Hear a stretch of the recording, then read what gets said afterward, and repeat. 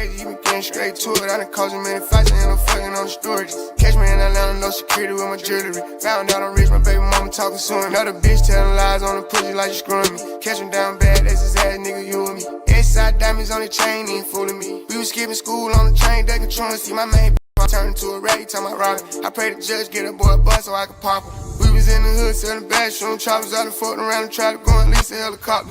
Baby really a problem, somebody gotta stop him, man. I'm haters watching too hard, I think they got binoculars. Every nigga with me on go, it ain't no stopping us. Niggas acting like they got the bank, I'm trying to stop it up. Do this for the bros down the road, gotta lock it up. All you gotta do is say smoke, then we popping up. Baby got the streets on hold, he ain't drop it. I been going hard, it's gonna be hard for you to talk that. I make it look easy, but this shit really a process. I'm really a millionaire, still in the project. Baby putting on for the city, baby he the realest. Baby probably got a couple million.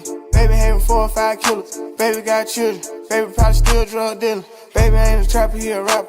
Baby making classics. Baby in the hood getting active. Baby keep it real with his people. Baby like a preacher. Baby probably still sell reefer. Baby probably still got them bows. I told my bitch I'm faithful, but I still got the hoes. Baby getting jiggy, on stage with the glizzy. Baby CEO, he shake the game like he did it. You would think it's Mardi Gras, I got these bitches showing titties. And I ain't throwing beads, I'm pulling bitches weed. I'm stalling bitches out, if I'm a dog, then she a flea. And when I fuck a doggy style, the only time I'm on my knee. I barely wanna hit her, gotta begging, baby, please. I tell the bitch to shut up, you bout to fuck my nut up. The label CEO keep begging me to keep the gun up. They know, you play with baby, baby, beat and cut up. Private plane, Wi-Fi on the FaceTime with Johnny. I told him ice my wrist up, I like to hold my fist up. How they boy the baby in the end, they getting his dicks up. Why he keep the fire and throw them foes in every picture? Cause nigga, baby putting on for the city.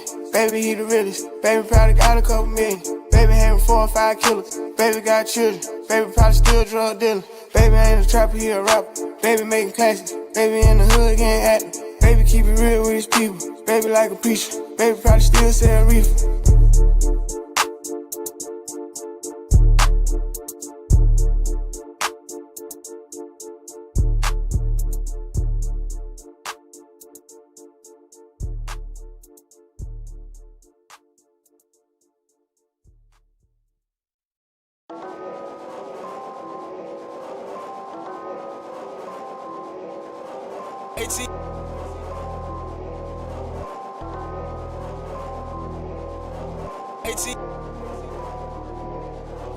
Put that shit, nigga.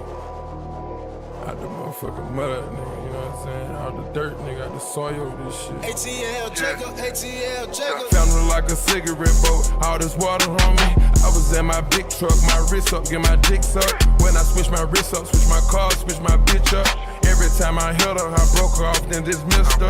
I've been counting this paper all day, I'm getting blisters. Roadkill, every time I pop out in a new whip. In your wet, niggas ain't running off with my new drip. Roll set, white set, platinum set, overkill. Cute shit in the nigga ain't have nothing to do with it, overkill. When you in the feeling, you innocent while you over here. Body count, protocol, body count, losing count, Swiss account, large amount, overseas, can't pronounce. Sipping syrup, in a fur, get my dog, walk him down. Details inside of the photo, my fit was 20,000. No miles, cash out, put it up by the time it hit 2,000. Surfing in her beds, I'm the one they call Pluto ski. Big ski, I just went so deep, I made her nosebleed. The whiskey, she just gave me her throat inside the rosy. If I OD, I'ma be on the Bentley Street, you must not know me. I gave her that dope, put on the road, she was holy. Me and my little boy, you getting it in, Japanese trend. Big top made back then, buy 'em by the twin. We got them locked in, boxed in, Glocks in. Alligator skin for my sins, I'm about to win again. I know niggas craving for bodies ready to spin again. I get on my 10, by my ends, nigga, I'm locked in. Play the M, do a 10, now I'm posted on the 4th again. Only time I sell out at the show, bitch, on European. Top 10, that's without the melody, it's cost in. No sleep, come from out the streets, leave you in white sheets. VIP, bitch tryna eat on me, tryna sleep with me. Overseas, everything I spend in Gucci on the feet. Only see, everything this money I bought, I only see. New Chanel, everything I say, these bitches overseas. Rose key, that's the Lambo key, and the other key. Truck key, that's the sedan key, that's the other key. Wipe down, cleaning my cars in the rain, I got OCD. Dry it off, pouring down rain, and he trying to dry it off. Slide off, I got a foreign bitch at my hideout. Real talk, niggas ain't speaking the language I talk. That remind me of that like whatever that shit is. That should remind me of Rico's story. Let me turn this shit down. This shit way too bright. I don't know why I did that.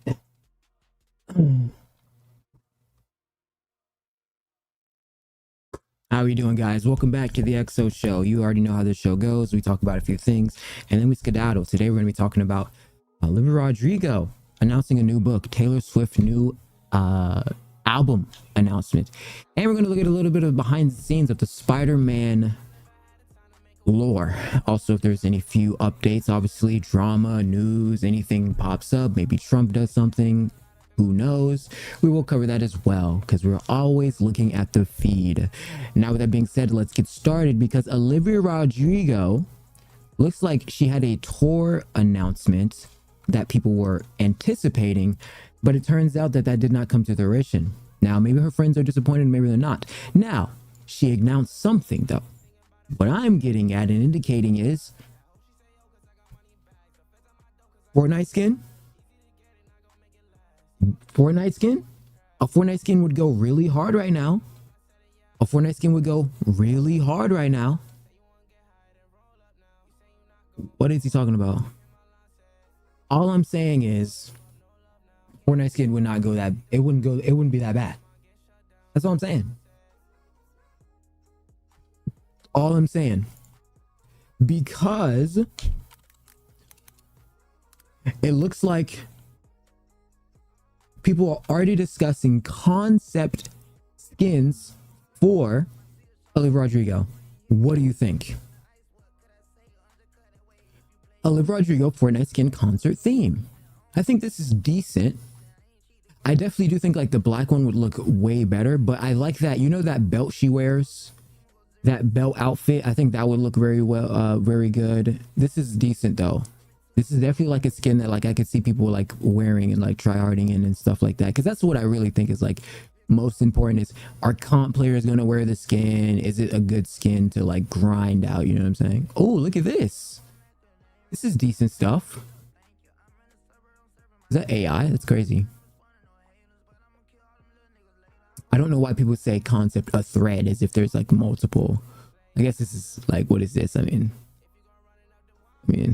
I was expecting multiple, you know, shows of it, but I guess not. Regardless, I think that that's going to be great. Now, Olivia did announce a book, so it says, you know, she can announce a book. Like, could you imagine if like rappers were announcing books? I feel like certain, like only like Eminem could announce a book and their fan base would like actually be able to read and read the book. You know what I mean? Guts has been such a special chapter for me, and I think I can't thank you enough for being a part of it. I put together a special book to commemorate all our Guts tour memories, and it's available for pre-order now. Miss y'all already. She's been on a hiatus for a minute. Oh my gosh, why is the camera? Let me tell you. Hey, there we go. I don't know why it's done that. That means it's probably done that on this. Why is it like fully like, what the fuck? It's fully disoriented itself, mates. Okay, and then I think that's really it, right? Okay. She took a huge hiatus. I don't think she's like been as active as she used to be. She's kind of been starving her fans a little bit. She's pulling a Frank Ocean. You know, Frank is notorious for that. I think Tyler has a tribute to people saying, Tyler the Creator obviously, when it comes to you know, putting out your art, to just put it out and you never know who's watching or who's going to listen, etc. So you may as well just drop it and see, right? And I do think that like if you are focusing on perfectionism, it does sometimes drive you mentally insane to, you know, even drop another project, which is true. I know me as an artist, my lived career of 8 years, I've been doing it for like 8 years now.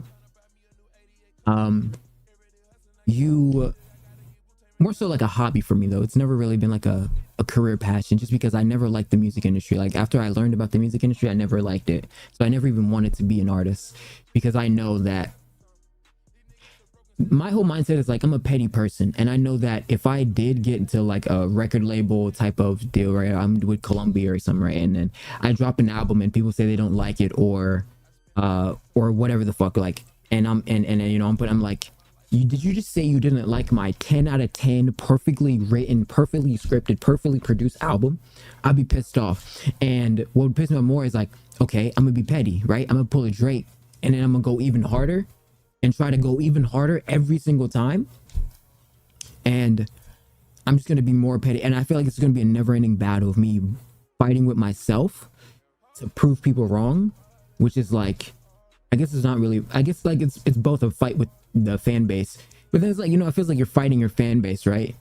Because people always have something to say about your music, or always say something, etc., right? And it's like, for me, you know, I get to the point where like, nigga, I'm finna make Michael Jackson level bangers, nigga. Y'all niggas ain't finna tell me shit. I'm finna make Michael Jackson level bangers.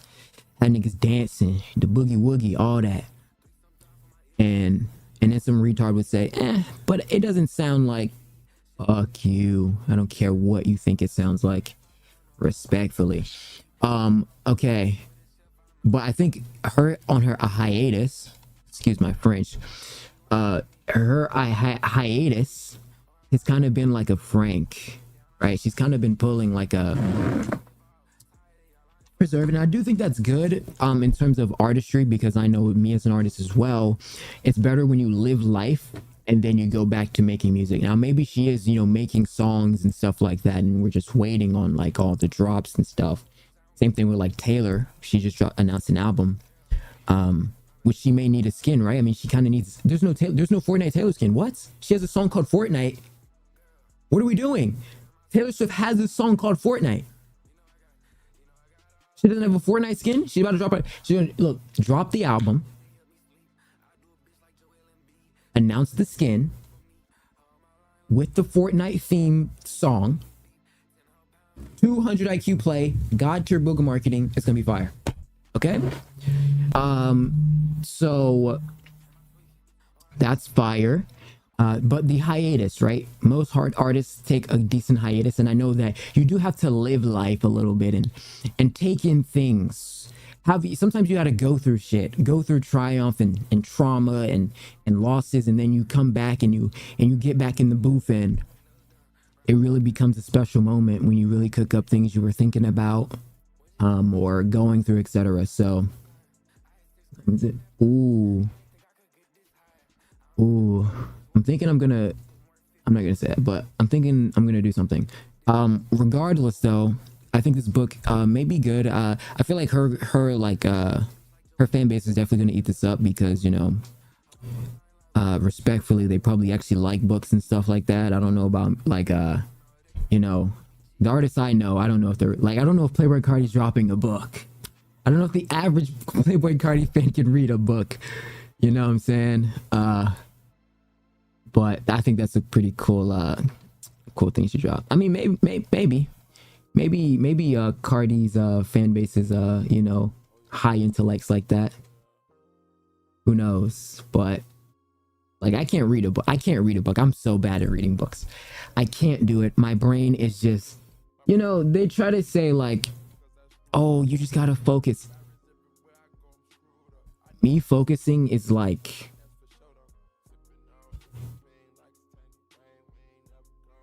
rock on ice. It's going to break. I can't do it. I have to stimulate, and it's not that I can't focus, it's that I can't focus on something I don't give a fuck about. And most books I don't give a fuck about. And I just have a bad time doing a long task for a prolonged amount of time that I have no interest in. I'm not gonna say that I don't have it. Like, I can have interest in the topic and still not want to read it. You get what I mean? Like, it'd be a science book, etc., and I could still not want to read it. It's the task of actively reading a book. You get what I mean? Like, you're like curled up in a corner, reading these pages, flipping the pages, reading these things. I just hate it. I hate it. I'm not gonna sit here and pretend I love reading as if I'm just this reading lover. I don't. I like listening shit. I'll listen more than I read. It's just so much more important to me. Reading is I guess in some aspects it's great, but sometimes it's boring as fuck, and I can't do it, man. I can't bore myself. Actually, let me see, I'm still sick.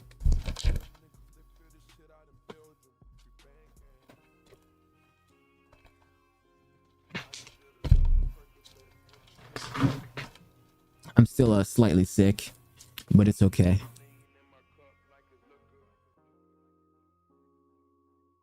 This Taylor album though is Life of a Showgirl. Many people know that being a celebrity girl is probably not that easy.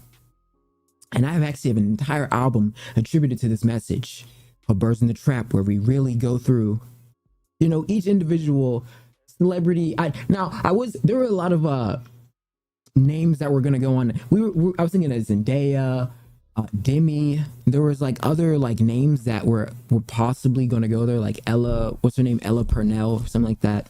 The girl with like the slutty brown eyes, or like they're like brown green. That was gonna be a whole thing, but then or not that like it didn't come through the fruition, but some of the names just wasn't gonna be where it wasn't work, right? And I thought that the idea was so significant just at the timing, right? The election, so it's kind of like the bird, because you know the mascot is the eagle.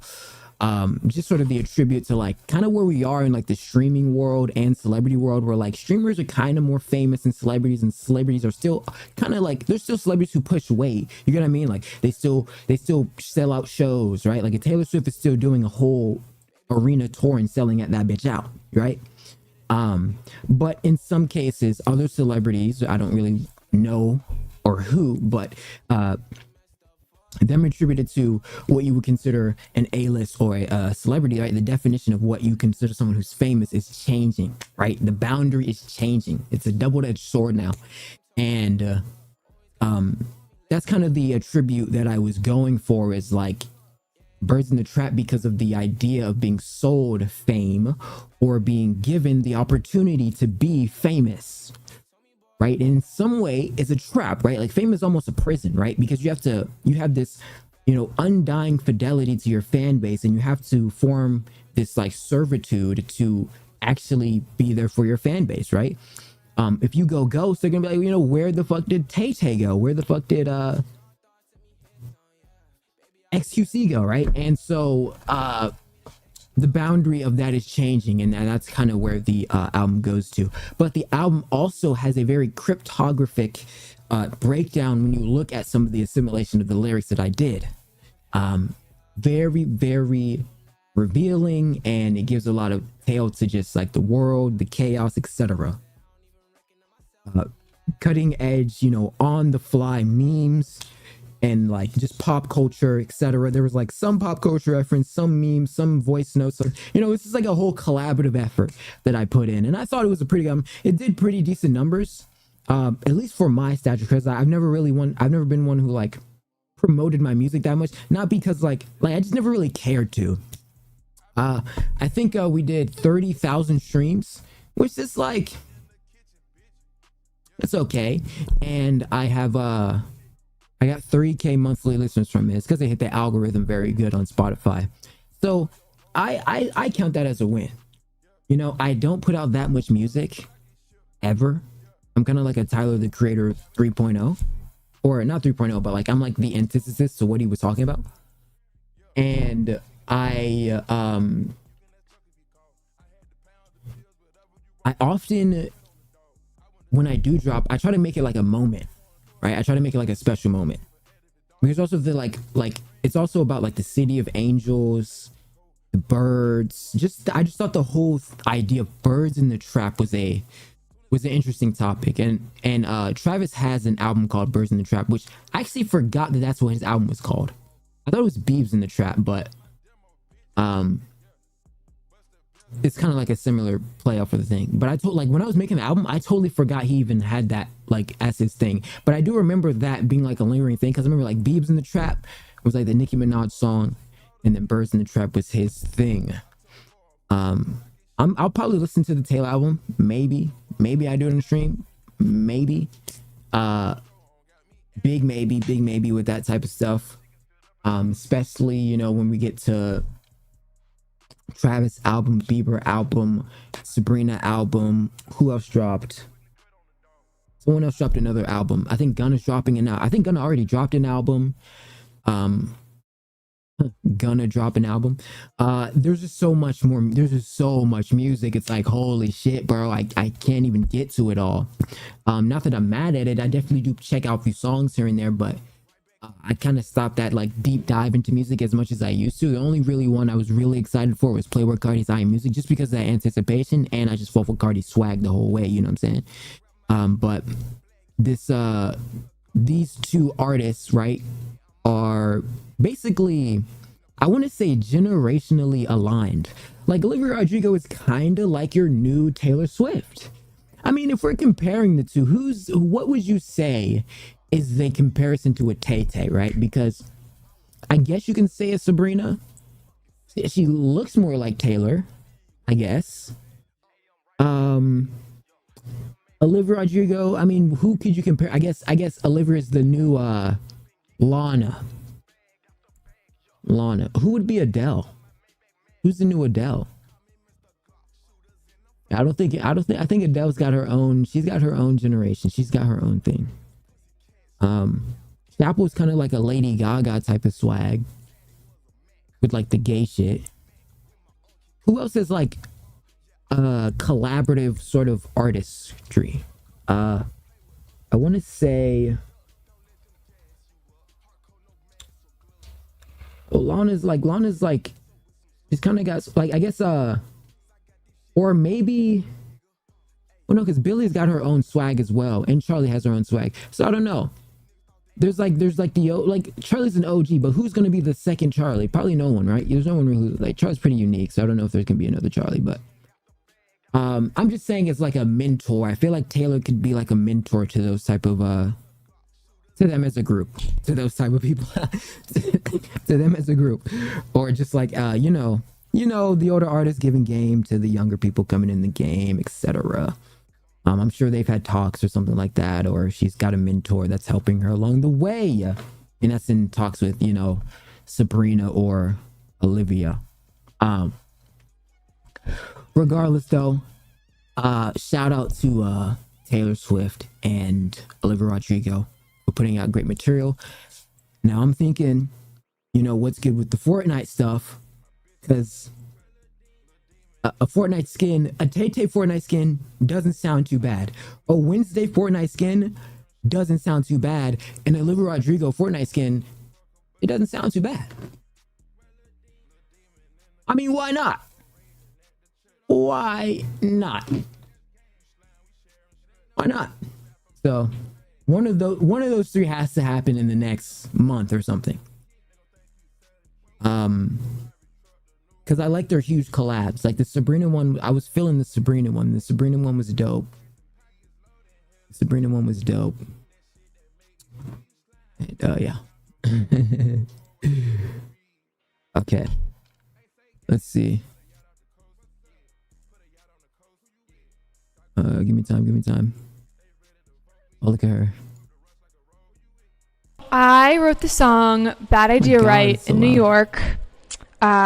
Me and my friend Dan were at Electric Lady Studios, and I was telling him about one of my fun escapades, and I sent this guy a text like, "Oh, seeing you tonight's a bad idea, right?" And I was like, "Oh, that rhymes," and so I told Dan about it the next day, and he's like, "Oh, that's fun," like talking about it, and the kind of pre-chorus or whatever started as a joke. He was just making fun of me, and he goes, "My brain goes ah," and we're like, "Wait, maybe we're onto something there. Maybe there's something that's in that." That's a cook. And so we wrote the song "Bad Idea," right? And I really like it. I feel like it's kind of funny and tongue-in-cheek, and the music is fun and upbeat, and makes me want to dance. True. That's good biz. See, I like when music like comes to something like that. Well, okay, I have this song called Brecky Hill, and I've already talked about it a million times. Okay, I've said this a million times, But that song is not a song. And I don't know if other artists have the same thing or have done this. I'm sure there's has been, where when you listen to the beginning of it, it's somehow like, here's what I'm getting at, right?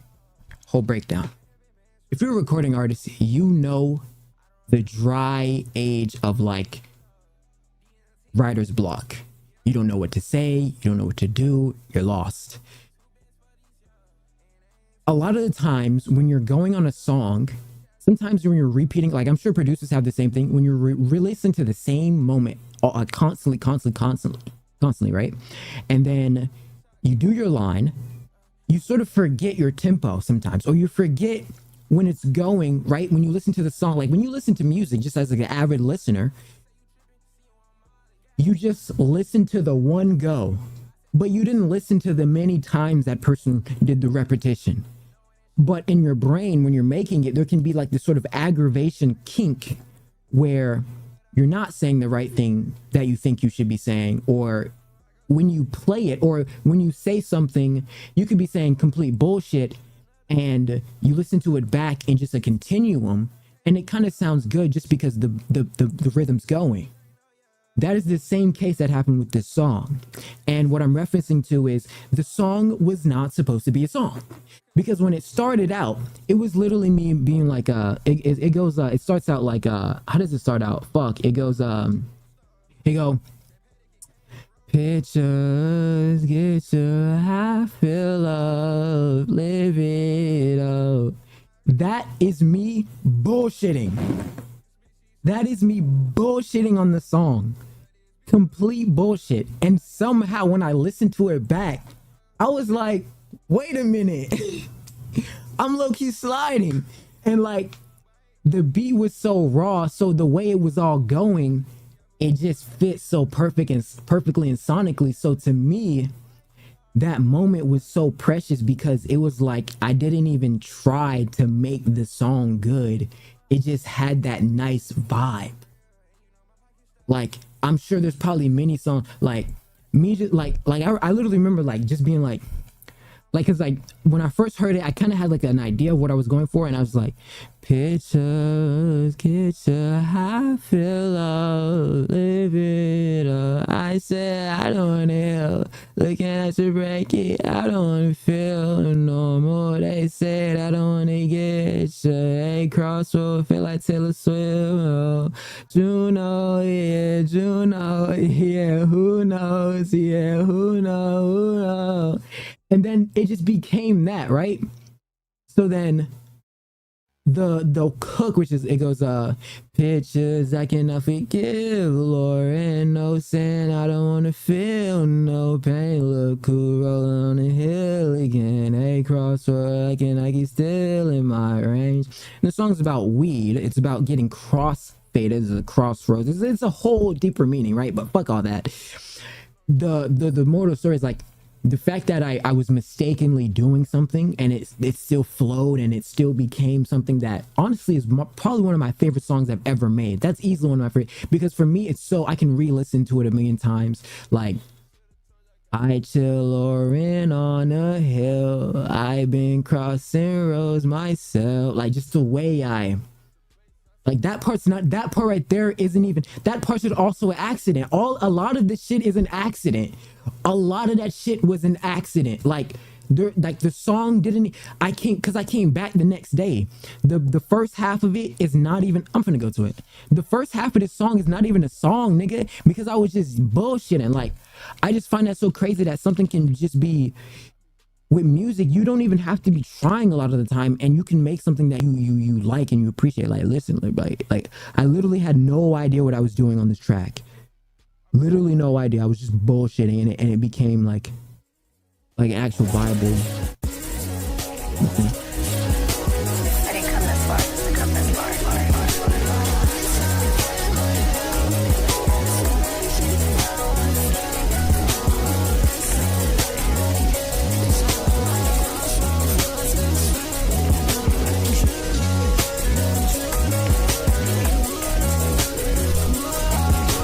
Pictures I cannot forgive,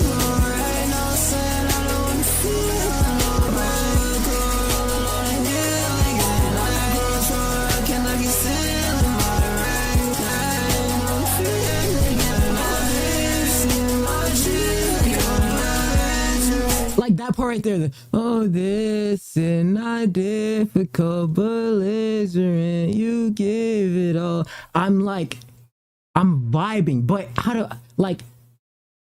I'm the beginning of the. I'm in the free will of the existence of the creation. So for me, you give it all. I don't even believe that it's sounding like what I'm thinking it sound like, because I'm in the moment of creating the greatness. Do you get what I mean? And so because of that weird nature, it feels so weird to listen back to I effortlessly did that and it worked. Like a lot of the times I feel like I try too hard, or I try on a song, and the fact that like one of the songs I barely tried on, I barely even attempted to even, I'm bullshitting on it. That's the song that I find to be one of my most favorite songs I've ever made. I just, that concept, that thought process, it's so philosophical, it's so nihilistic that the meaning of stuff doesn't really have meaning beyond the existence of who's the creator. So you kind of put that deeper meaning of the art, and you're the only person who can really do that. And like, just, I don't know, it's so fascinating, that thought process with music, where like being the creator of it, you don't even try sometimes, or you like, it's weird to experience the greatness. You know what I'm saying? Like accidentally though, you accidentally make something that you love. I just find that just so beautiful, you know? It's like a story, you know? Like that song is a story for me. That's why I really love that song, because it was a complete accident to even sound the way it does, like genuinely.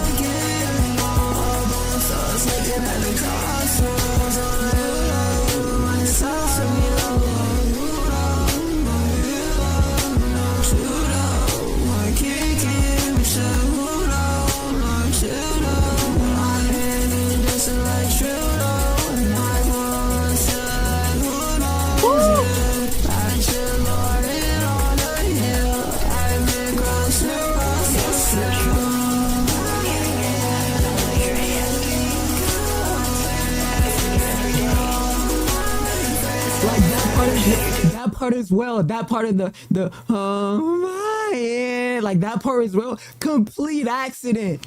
I'm full bullshitting. Like you don't understand, like, because for me, this is all I'm hearing is the acapella. All I'm hearing is, I chill Lauren on a hill. I've been crossing roads myself. In my hand, we going to feel no, my friend. So for me, it's like, oh, this is just another bullshit line. Like I'm gonna just re-record this later.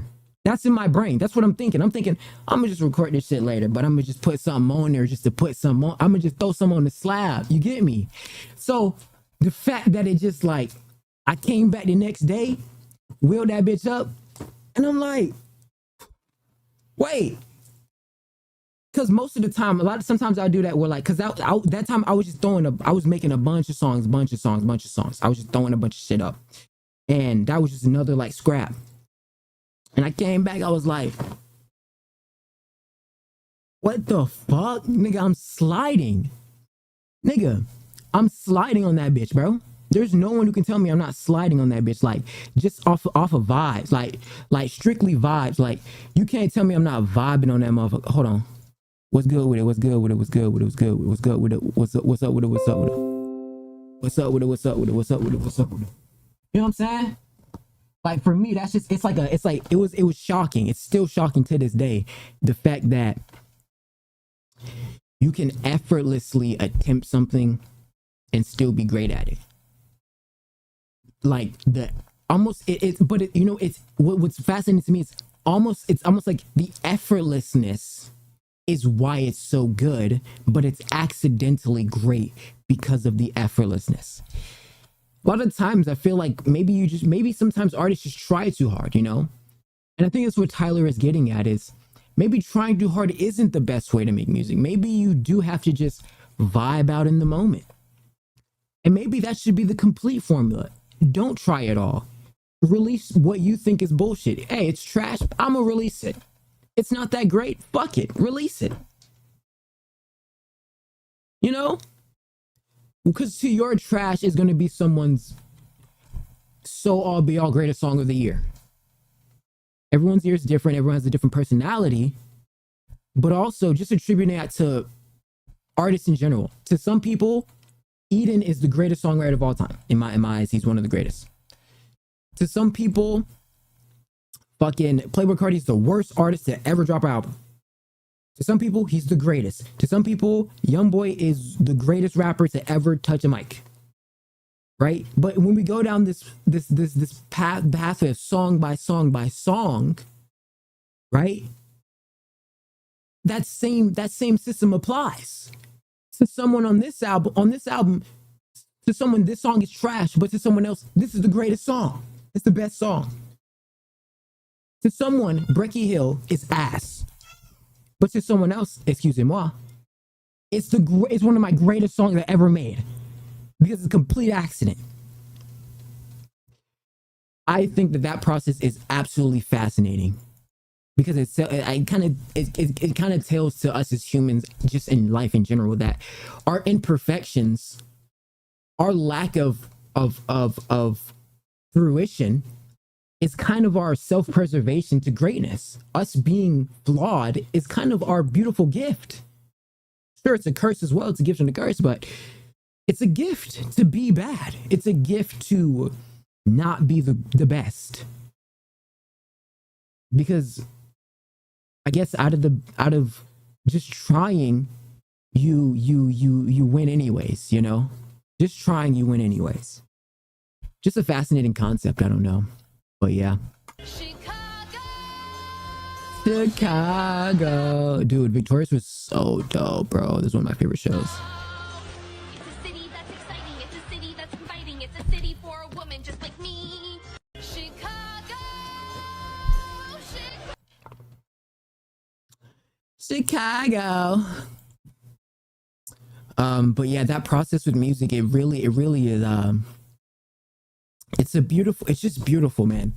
Music is beautiful. Making it is beautiful. Stuff like that it's just so beautiful. But unfortunately the industry is kind of corrosive to like the pure intentions of it. And that's the whole satanic thing, right?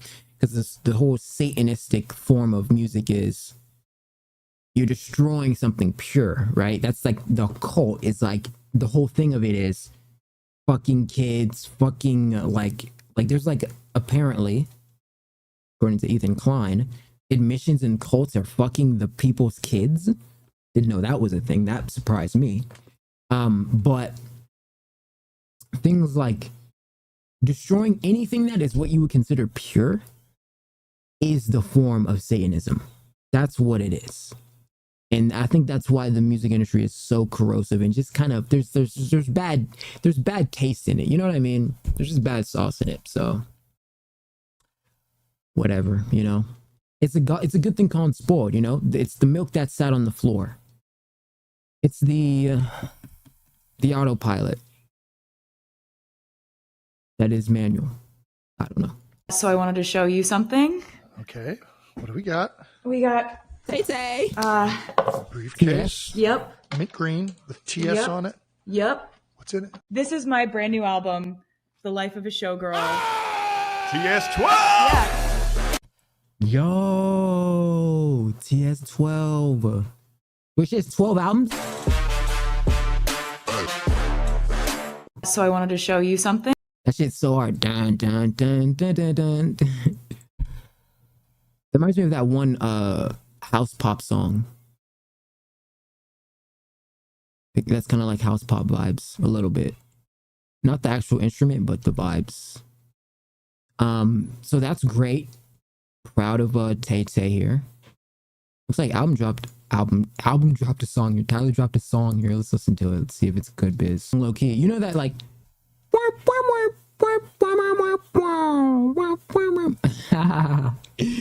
not the song itself, but it reminded me of how this like the funky the beat is.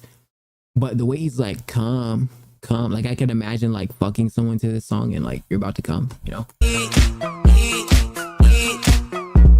With the box too? Oh, he was in the stew. He was in the stew going stupid. Is that in? That's a nice funky vibe.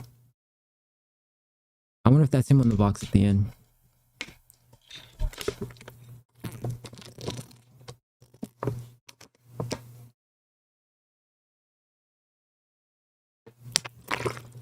Ah.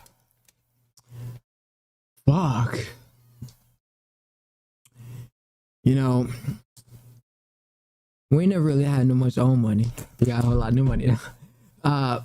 Dude, what, you ever realize that, like, I feel like I sometimes am never realizing how dehydrated I am until I get a good swig of a bottle. Like, bro, I'm dehydrated as fuck, bro. That's why I'm guzzling this bottle down, bro. Let's see. Also, can anyone, I don't know about anyone, I can't go anywhere without a water bottle. Like, I can't do it. I feel like I have to go. I feel like, bruh, I feel like I gotta have a water bottle just in case I get thirsty. But I feel like I see other people around with no water bottles and I'm like, am I weird for having to need a water bottle? I need a water bottle. I can't go without a water. I can't go anywhere without a water bottle. It's literally mandatory. I don't think I've ever left the house without something to drink. How do people do it? What do? Do you just like does your mouth not get dry? Do people just like, you know, have their like saliva? I can't do it. Maybe I just get cotton mouth or something like that. But like for me, excuse me. Oh, that was so gross. I can't do it, bro. I have to have a water bottle everywhere I go. I see people around and they're just water bottleless. I'm like, ugh, how is your mouth naked? How are you not lubricating your mouth at all times? My mouth stay wet. It stays wet. I'm always I'm always liable to lick something. You know.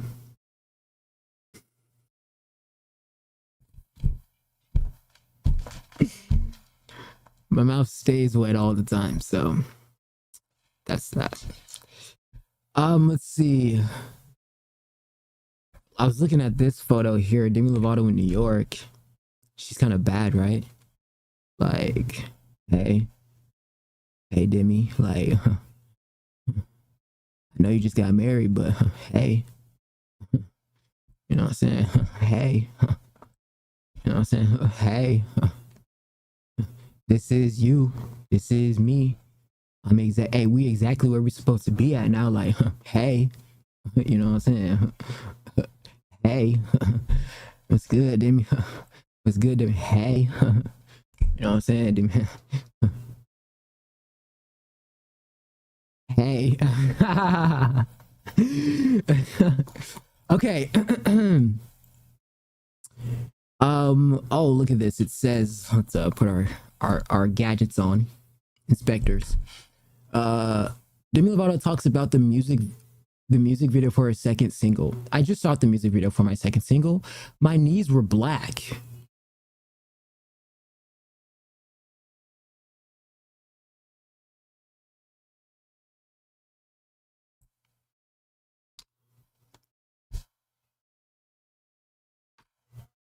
Her knees were black.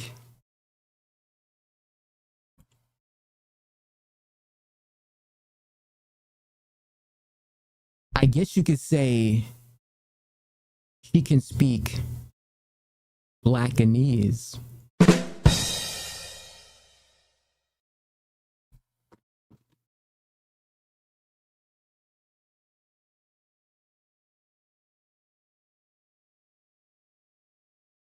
It was a decent one,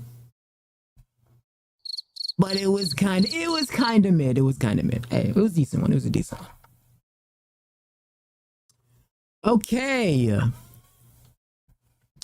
There was a stripper pole. Oh, I can't dance on a stripper pole, but I made it look like I could. Interesting. I don't know how she did that, but my Jose. Oh, that remind me of what's that? Was that Poussey from Didn't Poussey die from Orange is the New Black? Poussey, who remember Poussey? Orange is the New Black. Ooh, Rihanna is prego, my ego. Lego.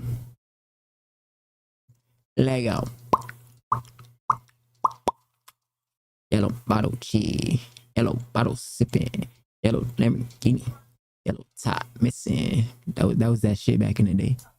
Demi Lovato her new album will have be light and have be light and have. I knew I wasn't tripping. Demi Lovato reveals her new album will have be light and have fun vibe.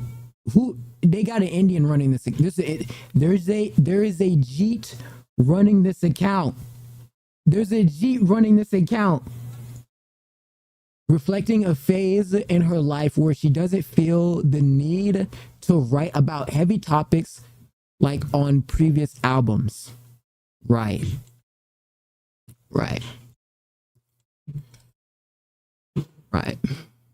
Well, good luck, Demi.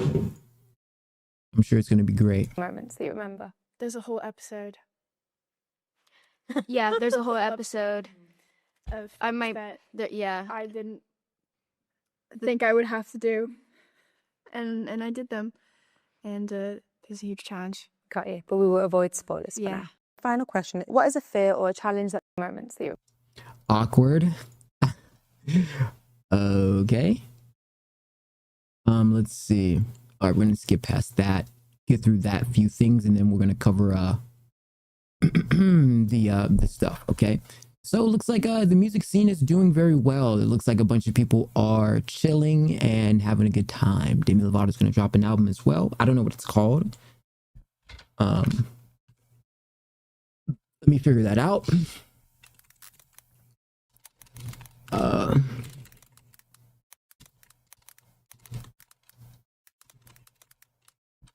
Her new album is called Revamp. Wait. No, that's oh, it's called Holy Fuck? Wait, no.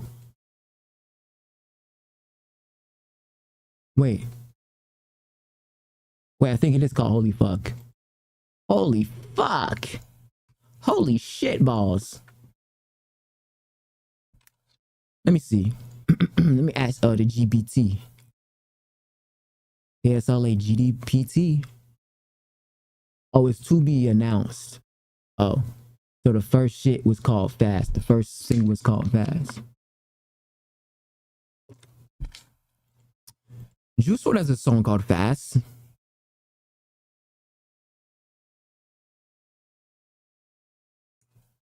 I've been feeling fast. Feeling really bad. Time really moves fast. But hurry up and get in your bag. Ah, that song. Such a great song. Let's see. So we're gonna look at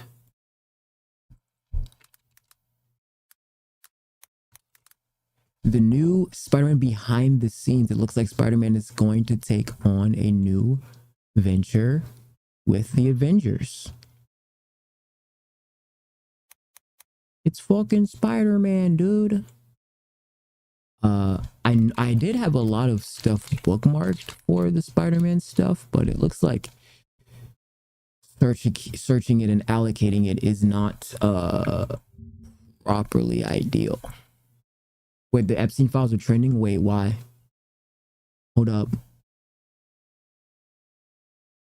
Oh, it's because people are still asking for them. We're still asking for them. With the crust, man. Like, they've been prologuing these files for so long, man. Let's see. I'm gonna go to media, actually. So that... Oh, there's not... Wait. I mean, what happened to all the videos I've been seeing? Brand new day or filming. Let's do filming. Guys, can we get filming? Okay, yeah, they look okay. It's like people have been on the premises, like they've been actually in the lot. You know what I'm saying? Like Hollywood is, they're showing us what we never usually, because I don't think we ever really got this like level of detail of like insight. Before, you kind of just like, before what I would do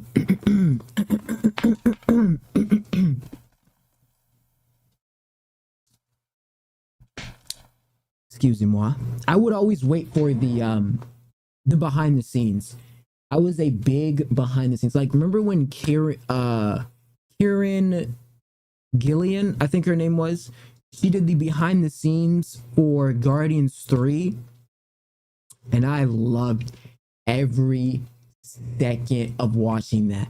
I was so crazed about Marvel at that time. You don't understand. No, you understand. I was listening to the Marvel album. I was like walking through life, like listening to the in-game album, like Portals and all that shit, like really aura farming with the music. That's how much I felt like I was in the MC. You can tell me I wasn't in the MC. I took on the portrayal of I was Tony Stark. You're not gonna tell me I wasn't Tony Stark. I was Tony Stark. I was T'Challa. I was listening to the soundtrack. Like, I was so obsessed with Marvel at that time in particular. I still like superhero movies, etc. But like at that time, I'd watch all that shit like a million times. Every single thing. I was watching Loki, Agatha just dropped. Daredevil, Hawkeye, Avengers. I was rewatching all the Civil Wars, Black Panther, all the old Iron Man's, Hulk, all that shit. I was watching that shit back to back. I mean, we're never going to get a conglomeration of a 15-year series, especially with the definition of how good the CGI was or has gotten, for that 15-year expedition to reach that epitome of greatness. So, looking at the behind the scenes right here, it's cool to see, because I remember like always really being really fascinated with how do they film it, because even when you watch some of the behind the scenes, it's not like practical. This is like practical footage, like, because a lot of times it's crafted. It's not revealing too much, but it's also crafted in a sense, and it's showing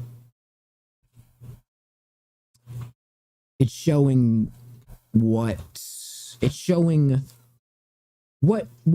looks like to just be there, you know?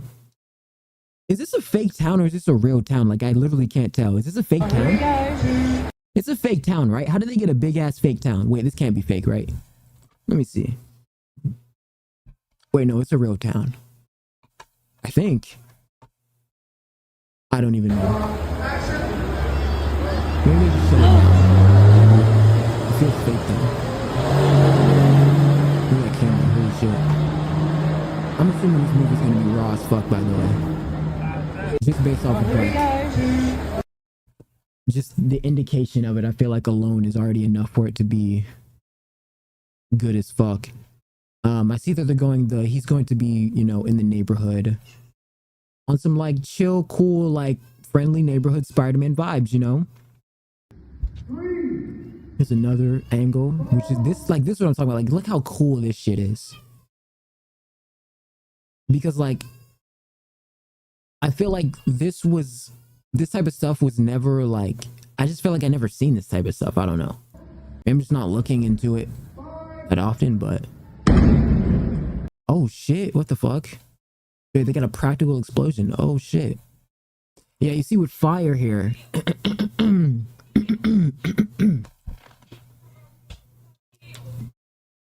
Sorry. Fire, when it comes to CGIing fire is extremely hard to get. It's because its translucent nature with the luminescence on cameras always gives this blocky, full, contemplated mess. And a lot of times when you have shit CGI rendered explosions, they have this brown, foggy shit where it looks like smudge and it's meshy and it's bad.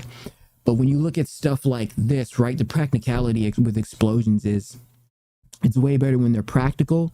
Not only just because of the pixel compression rate and all the different individual pieces that are moving, but the lighting, the luminescence, the shadow. It's really hard to recreate that on CGI, especially even just in 3D shaping, right? Because obviously fire is not that easy to predict, right? Also, a lot of times with this, sometimes what they do is they don't even record like an actual moment in the explosion. Sometimes they just record an explosion and then they later edit it in, or they'll just record fire and then they'll later edit it in, which is a lot more difficult with that sort of like PNG JPEG nature, right? When you're doing the chroma key, but still fascinating that they did into practical because, you know, this is like Michael Bay. Michael Bay stays on all these types of projects. You know what I mean? He's really infamous for that, or you know, celebrated for it. I don't know. I guess infamous. I guess some people don't like Michael Bay stuff. I fuck with Michael Bay all the way. One of my goats, probably my top director of all time. Probably, right? Because I just fuck with his series and just his style of like the militant, like cool shit. But with this right here, this is definitely a good portrayal of just, you know, behind the scenes footage, and the practical effects with explosions is pretty fascinating, I will say. You know, that's crazy. I wonder what that shot's gonna be in the movie.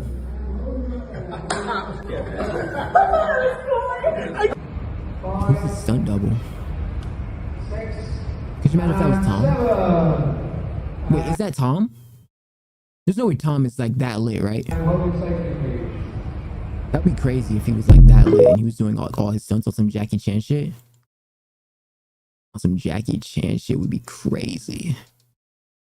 No bap. This is a cool like thing to see though. Oh shit.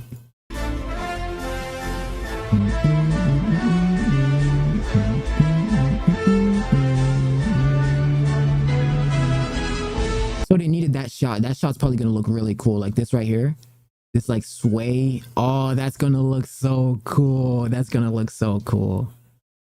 That's gonna look so cool. That's gonna look so cool. I can just tell. You can just tell that's gonna be a fire scene. I'm sure they're probably gonna add a little bit more fire to the explosion and make it look more crazy and shit, but that's fire. Fire shots, fire shots. This is crazy, bro. Isn't it crazy what humans would do for film? You know what I mean? Like, the amount of man hours, the amount of like training, dieting, nutrients, like it's like a whole team. It's a whole process. It's not like, a lot of this stuff is very complex. A lot of investments. A lot of people got to work, get paid, edit, all that stuff. But with AI, I mean, AI is going to get to the point where they're not even going to need, a lot of this stuff is going to be rendered useless at some point, right? Isn't AI just going to be able, you're going to be able to type in the prompt and that's the movie. You can make any movie you want. AI is getting scary, bro. Like, just keep that in mind, that a movie like that, or like him doing that, like I'm sure that they could literally make that entire thing, make the entire movie with one button of AI, with some crazy like military grade AI.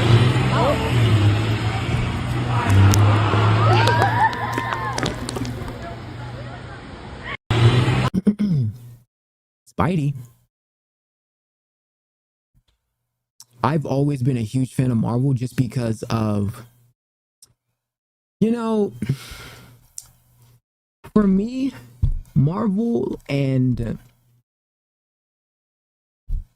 well, let me say this. I always had a real knack for action movies just in general. Growing up, I always watched movies. I had the TV with the booty in the back. We all had the BBO TV. If you were born, I was 03, so I experienced that bell curve of like kind of old shit with kind of new shit, and then into the newer new shit, right? But we still had the booty in the back, you know. We still had the Tamagotchis, the Beyblades, the Bakugans, Fushigi. We had all that shit. Zoop House, remember Zoop House, the little plates? I know you remember that. Cabbage Patch Kids. I still was there. I was there. Teletubbies, we watched it. Super Y. Remember Super Y? Octonauts? All that shit. See, we had though, there was this one, so we was in these apartments, and this was like a way back, but we had this little TV, we had this little ass TV. It was a little, like, think about the smallest TV, the smallest size TV there is. A little ass, like you could literally hold it like in your hand like this. And this was like 4th grade, I think, or 4th to 3rd grade, I think. Kind of that bell curve. And we had no cable. So we had the nigga rig the TV. We had the nigga rig it. So we had one of them little white cords, little white cords. We had to basically configure the thingamajig so that we could trace a signal, and we use the antenna to wire a little signal, and then we would put movies. We had tons of movies. Oh, we had movies.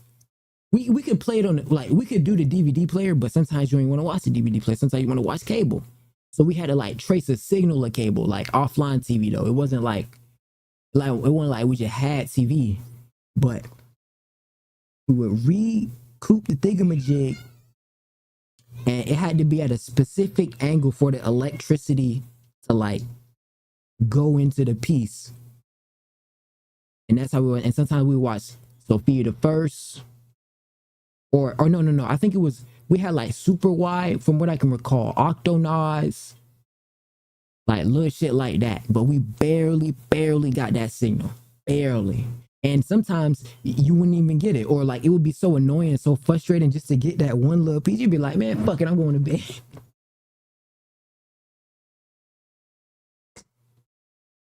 You'd be like, fuck it, man, I'm going to bed. I'm going to bed. But we was little, and it wasn't really that big of a deal because we were children. And I had an Xbox at that point, right? I had gotten an Xbox, but it was still fun, like, or like it was like a moment in time, right? Where like, you know, we had okay, well that shit was a struggle, you know what I'm saying? But we good now. But it says but oh, what I'm getting at is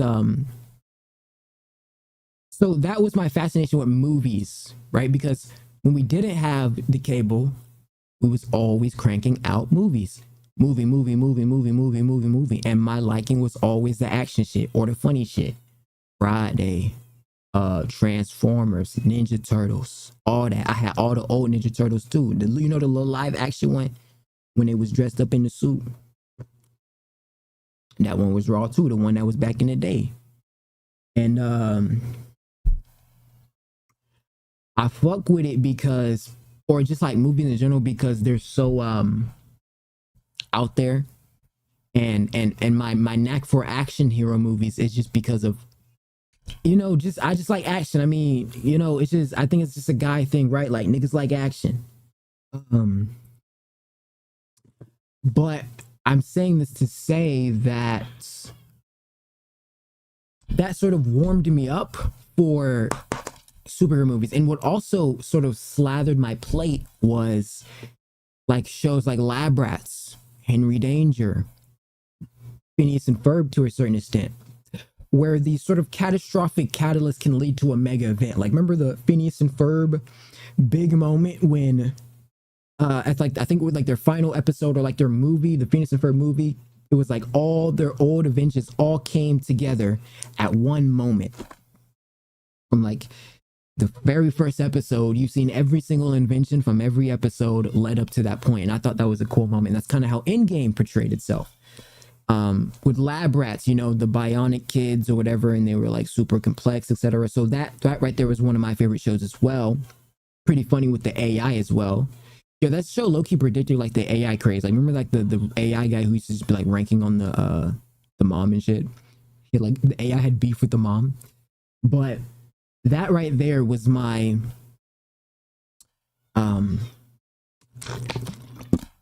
sort of introduction to that type of stuff. And so my fascination with Marvel came from my love for Transformers almost, because I remember my mom was like, yo, I want to see this Transformers movie. And this is before I knew about Transformers. I was like, I don't want to see that shit. And when I saw it, I fell in love with it because it was the first Michael Bay action film where it was like, wait, these robots are real. Like, they're like real, like robots, and it looked sick and stuff like that. And so that's when I got really, really infatuated with it, right? And that sort of gave me like a boost, I guess, into in terms of like being into superhero movies, etc. And then later on, when we get to what was the first like a Marvel movie I watched? I think it was Iron Man, but I was really young when it came out, so I didn't really like care that much or really know about it, right? Like I knew about it, but I didn't really care. Actually, it may be Hulk. Actually, I think it may be Hulk. I think it was Hulk. I do also remember watching Wolverine as well, and X-Men and stuff like that, but that wasn't really like MCU based, and it wasn't, you know, it's like their own little thing. In terms of Marvel now, though,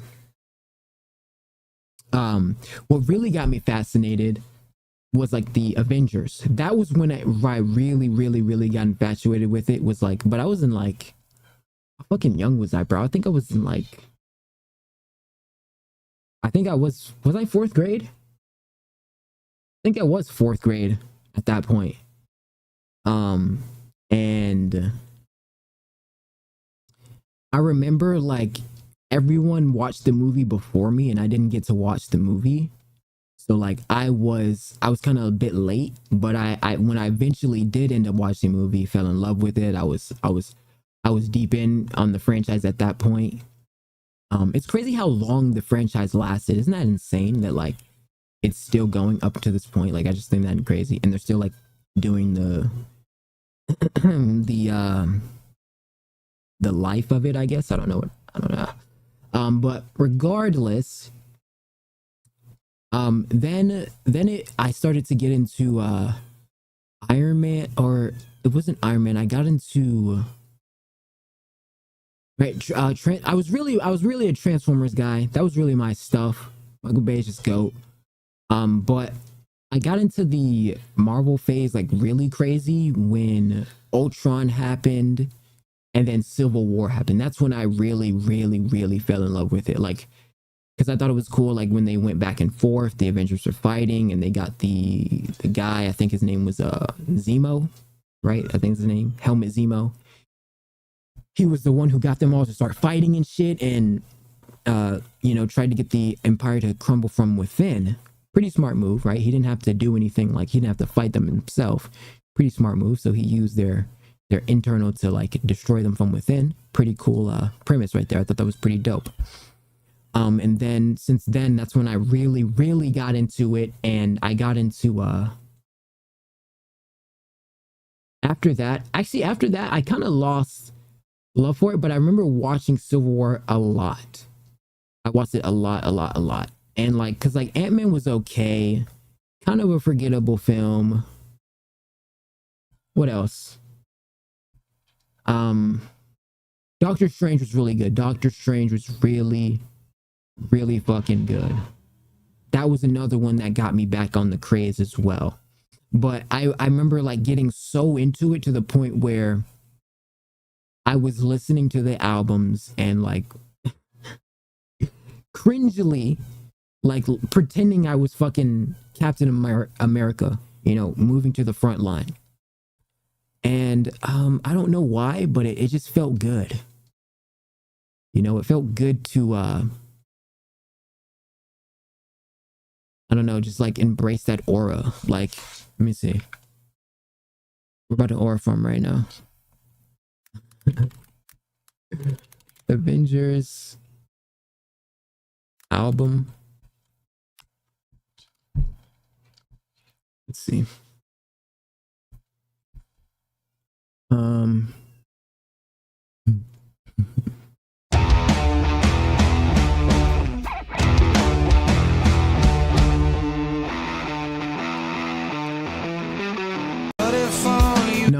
No. Avengers Endgame album. The Alan Silvestri. This right here, big. I was listening to this shit. No cap.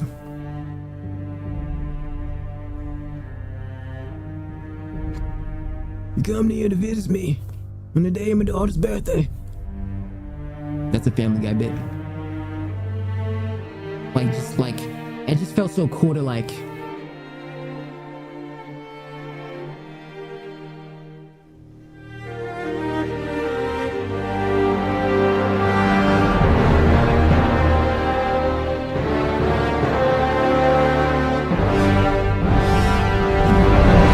Ultimate devastation, you know. The best one was Portals. Let me see Portals. Portals was, I think it's the last one. Wait, oh, here's Portals. Yeah, this one was. This is the one when, you know, they do the portals.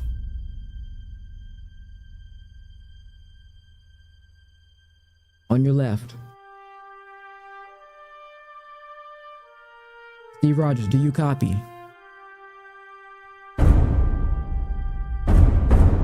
On your left.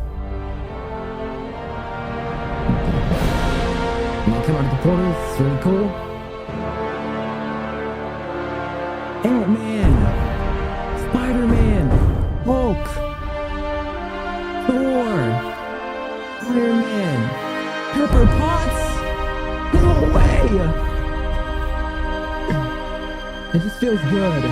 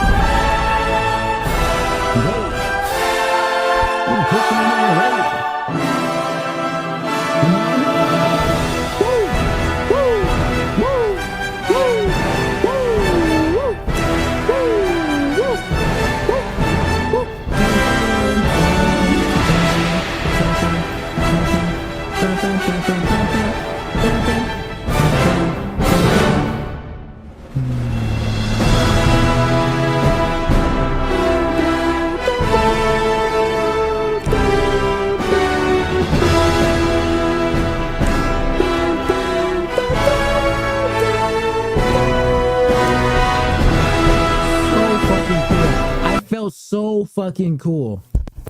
It's so lame, but I felt so cool. Like, you just feel like a boss, bro. Like, you just feel like you could just like, and it's cooler. Like, I was like walking and shit and just like, you know what I'm saying? Like, just feeling the vibes, bro. Feeling the vibes. So, shout out Alan Silvestri. I always say Silvestri or some shit like that. He does most of the soundtracks for a lot of films. He did like Back to the Future, etc. A lot of them.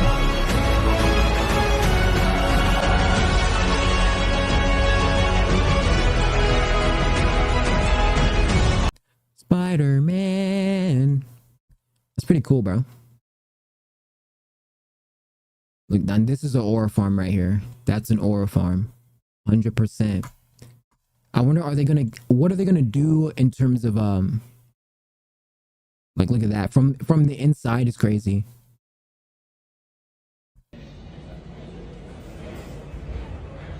Wow.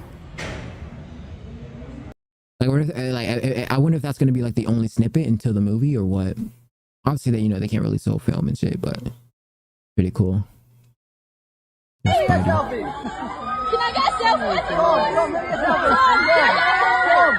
Spider-Man does whatever spiders can. He is a Spider-Man. Tom, can I get a photo? Hey, nice to meet you. Of course you can, yeah. Thank you so much. Sorry. Pretty cool. Hold on. I can't see anything. I can't. Oh, it's actually Tom. I thought it was stuntable. Hold on. I can't see anything. I can't. Wait, so he does his own stunts? He does his own stunts, right? That's crazy. If he's actually doing his own stunts, he's fucking crazy for that. Hey, Tom. So Tom Holland is not.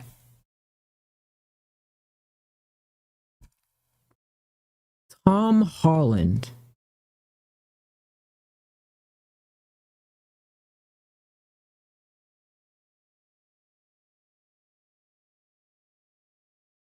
How do I want to say this?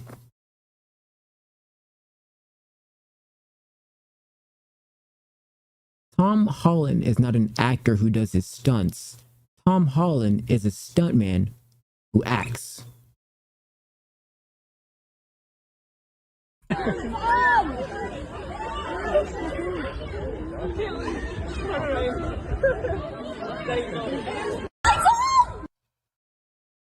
didn't know that. If he does his stunts, he's insane for that, like genuinely.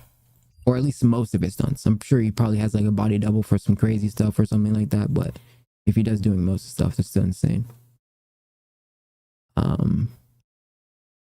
Shout out to Boy though. Shout out to Boy. This stuff's pretty neat. Just to look at, like, just to see it, like, the real, like, practical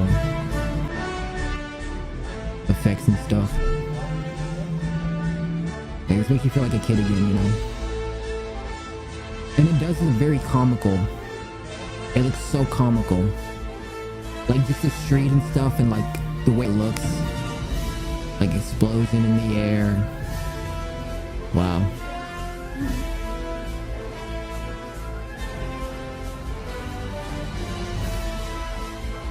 What's so cool about this type of stuff is how direct they are with a lot of things. Obviously, the director, right? But like, they have full intention with what they're going for. That's always so fascinating. Like, that explosion is there for a specific thing that the specific writers made, that the specific director went for, that they're like clearing the vision properly. I just think that's pretty fascinating, you know? Fascinating stuff, so shout out.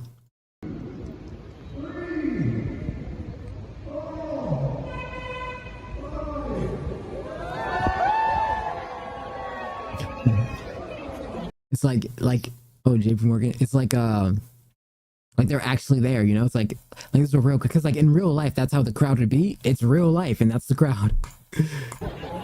It's pretty neat. You know, look at this. Holy shit, looks like he's getting hung, bro. What the fuck? Yo! It's like a Kai Cenat stream.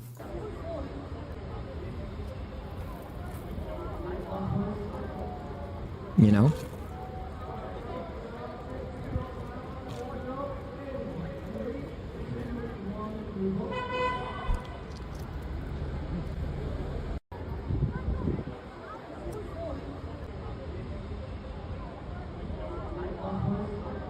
Oh my god.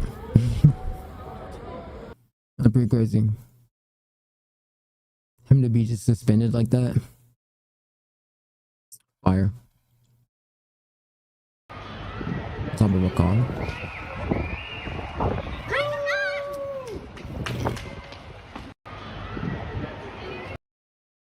Fire. Here's a breakdown from our guy. Our boy here. Spider-Man back shots are back, and they've never looked better. Hey-ya! This picture is insane. This picture's insanity. I've been looking at this picture for hours now, and showing it to everybody in my personal life. This is Spider-Man, bro! Spider-Man is real. This is making me say, the amazing Spider-Man! These are some of the craziest behind-the-scenes photos I think I've ever seen in my entire life. Who else does this, bro? In Marvel. Who else does this?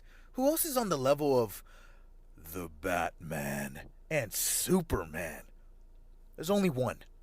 True. And it's this guy, Spider-Man. They literally have Tom Holland Spider-Man as if he's in a Michael Bay movie.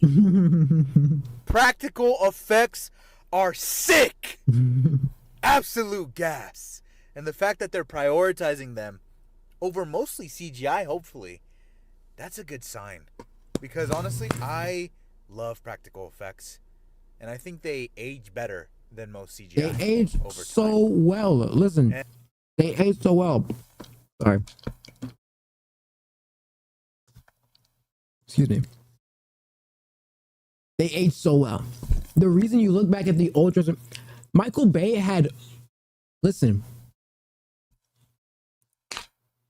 there's a scene in Transformers. Go to it. I think I already showed it here. In battle, Starscream gets a noti that Sam was coming. Bumblebee and Ironhide get the truck to lift up the tank. Or the semi-truck, right? To block the shot that Starscream was coming in. Bumblebee gets his legs blown the fuck off. Right? Because Starscream shit was just so powerful. Then Bumblebee shit so fucked. They come up, they're like, oh shit, nigga, Bumblebee legs gone, what the fuck?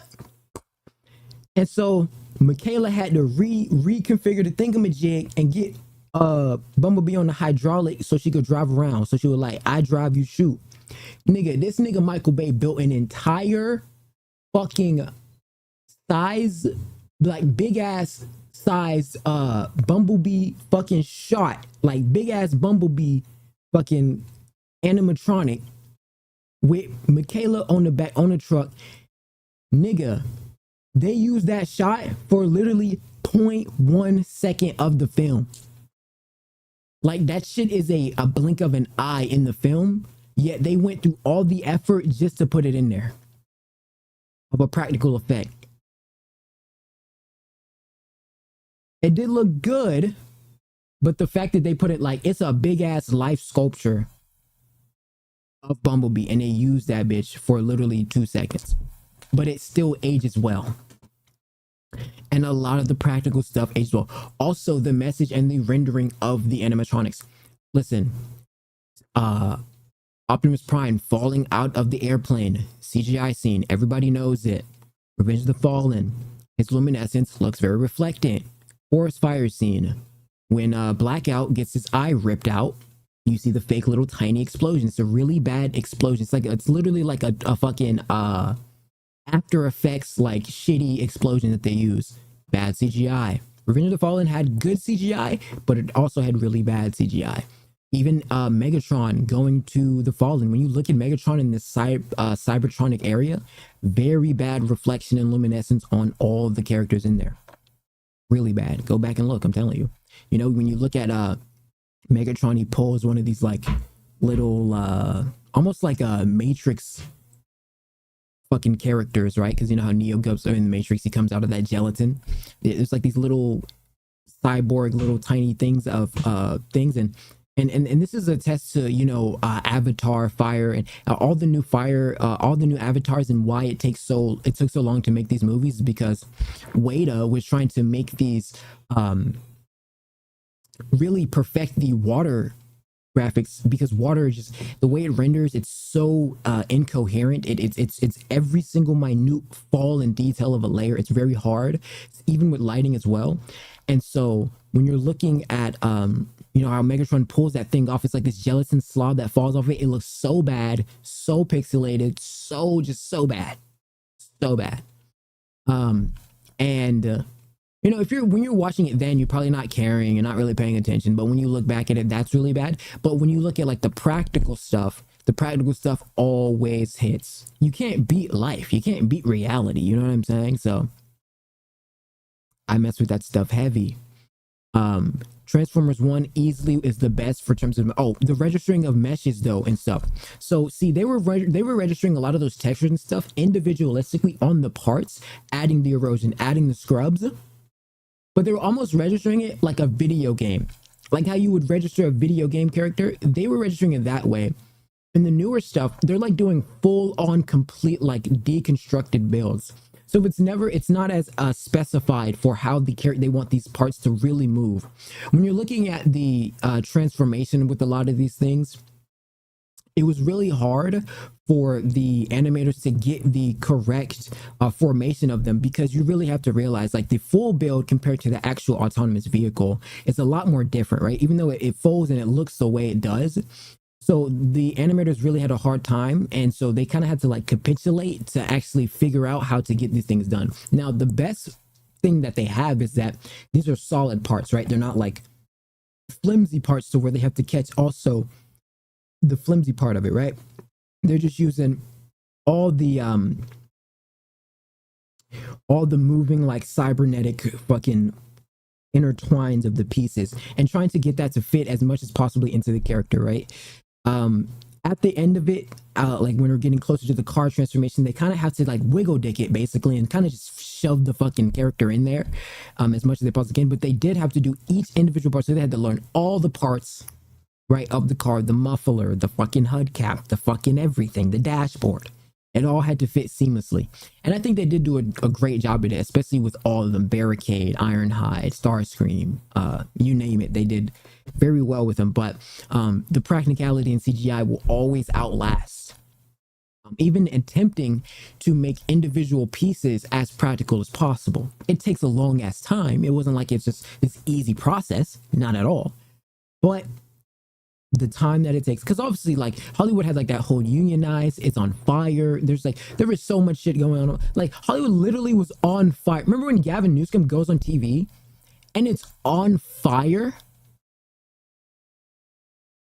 The whole thing was on fire. The whole thing was on fire. What the fuck? How was the whole thing on fire? I just find that insane. Yeah, bro. Insane stuff, but yeah, we'll see. Okay? We'll see. And honestly, I wouldn't be surprised if this is Tom Holland. I got my headphones down. Because bro is really him, and he does his own stunts. I gotta say, this is a brand new suit. But he does do his own stunts.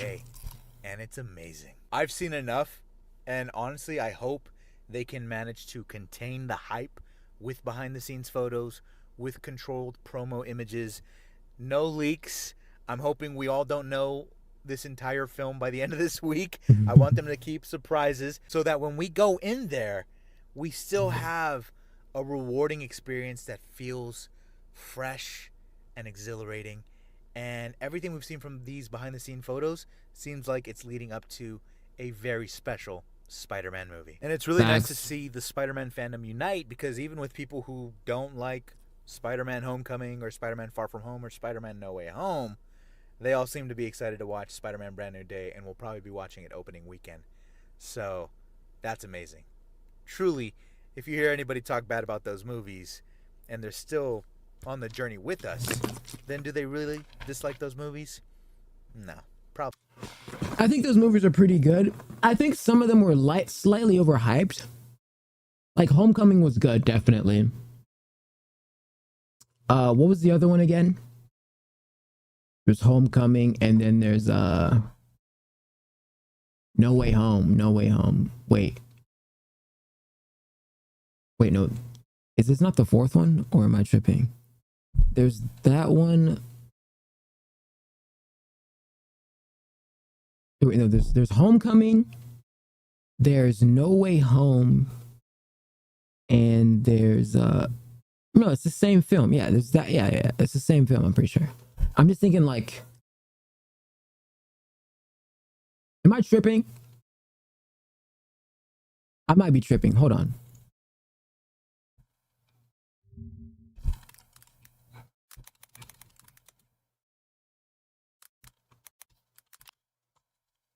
There's No Way Home, Homecoming, Far From. I knew it was two different. Far From Home. Right. Far From Home, Far From Home, Far From Home. And then Brand New Day. It's a new day, it's a new light, and I'm feeling good. Let's use that. Good morning to you. The birds are chirping on my dick. Mang, mang, mang, mang, mang, mang, mang, mang, mang. Happy as shit. Yeah, that pussy was good. Where was that? Oh, there's a hero scene.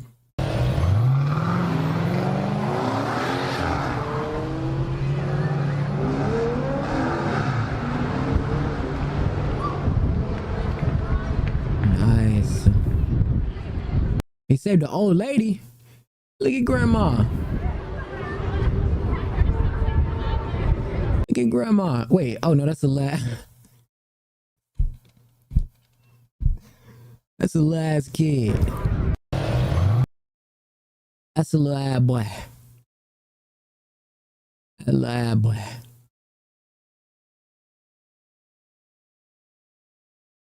Lad boy. All right, let's see. Yeah, there's a lot. They got a lot of footage here, and I'm not mad at it at all. This stuff, like the whole like seeing the whole process to me has always been so cool and it's fascinating. Like just seeing, like, I don't know, just like it's just so cool. Like, I don't know. You're like seeing in the process before the movie's fully finished. It's like peeking inside of the animatronic or something. I don't know. Puppeteer master. Oh, so he does have a stunt double. This is a stunt double, right? That's not Tom, right? That is a stunt double, I think. He probably does like all the hard extra shit, like when he's hanging off the side of the shit. Probably him, right? Yeah, like he's probably hanging off of that. That's probably too dangerous for Tom, or at least too risky. At least he probably could do it, but just the risk is not worth.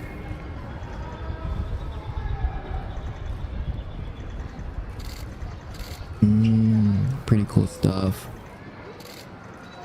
Yo, that shit's so raw. That is exactly how Spider-Man moves, like, you know, he's always straining and like doing the most. Fire stuff, bro.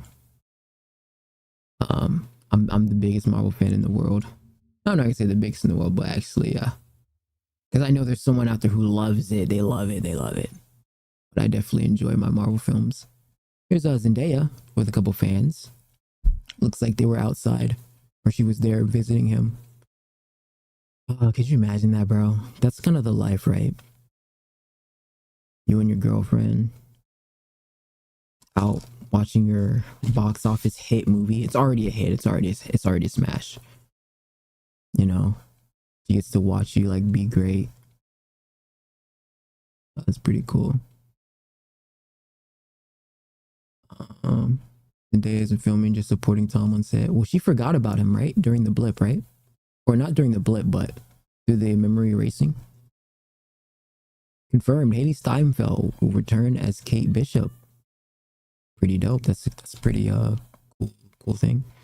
But yeah, man, like I always say I wouldn't date an actor, but maybe that's just me coping. But for me, it's just they have to do these scenes sometimes, and I'm a very jealous person when I'm in a relationship. I'm not even gonna lie, like I'm gonna keep it a whole stack. Like I just, you know, I like my person. I like my person being all about me. I don't that whole actor thing where like they got to do the role, they got to kiss somebody, they gotta. I'm just not. I can't. I don't think I can do it. Because every day I would just be. It wouldn't even be like I don't know if that's an insecurity. It's just a possessive thing. For me, it's more so a possessive thing. I guess you could say it's an insecurity, but for me, it's more so like, dude, that's mine, bro. Like, what are you doing, bro? Chill out. Like, real talk, bro. Chill out. That's mine. You know. And obviously, like that. The reason I say I wouldn't date one is because that's their work, you know, that's the whole job. That's the job, right? I don't want to give them, I don't want them to like not take a role because of me and my personal, you know, things. So I'm like, that's why I'm like, I probably should just stay out of the actor loop more than likely. But I guess, you know, you never know, right? You never know. But with that stuff, it's like, and obviously they choose the roles, right? They choose the roles. But it's like say for instance, someone who an actor I'm dating gets this crazy role, like it's like they get a Marvel role, but in the role they gotta like fucking Steve Rogers, Chris Evans, right? In like a fake sex scene, or they gotta like kiss and make out and like do all this extra shit, right? I would be like, I wouldn't care, because like I've already put myself in the mindset of like that's the job. But like not knowing that already, I already know in deep inside I'm like, oh, no way. I'm just gonna be like, oh, no fucking way. No fucking way. I gotta watch that. I know I'm gonna want to watch the movie. I'm gonna want to watch it. Just getting cooked live. But it's still like, it's not really about that. And obviously it's not that deep, right? Because it's just like a quick thing. But for me, it's the motive. That's my person. How could you do that to me? You know, how could I allow it? So, you know, I'm just with that type of stuff, because this is so cool to see her on set with him. Just, and like in terms of like, you know, not to be egocentric, but like myself, if I ever end up dating an actor or be an actor, it would be like a great experience, you know, to like have a companion watch you act and like do your cool stunts and stuff, like watch you go to work and your work is really fucking cool, you know what I'm saying? So I like her hoodie. Nice hoodie. Not too fan of the outfit, but the hoodie's nice. But that's the vibes. That's the vibes. These guys look like they're pretty chill as well. Oh, that's them together.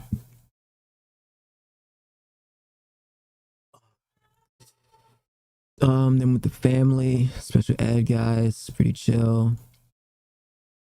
Let's see. Oh, Haley Steinfeld, she's coming back. She's coming back.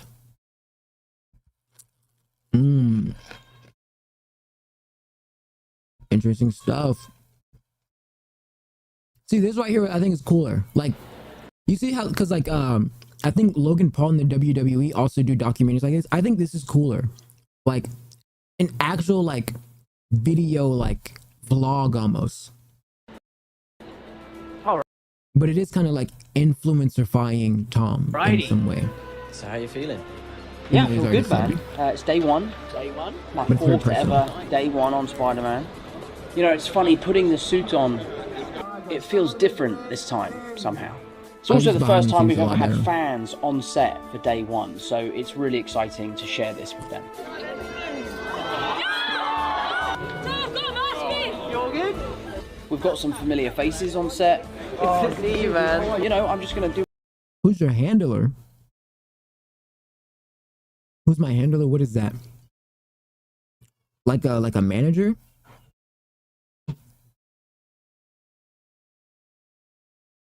Like somebody who tells me stuff, or what?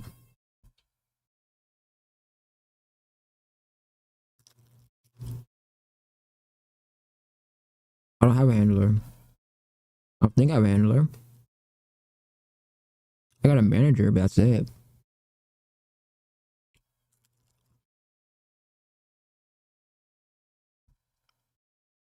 Look at all the details and all this stuff.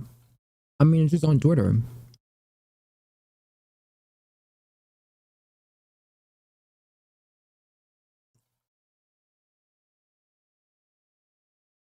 But you get the best insights. I don't know, man. I'm just a prophet. I'm just a prophet. Stuff I just say, it just comes to life. It just comes to life. I don't know. It's just my world, you know. It's my world. You guys are in it.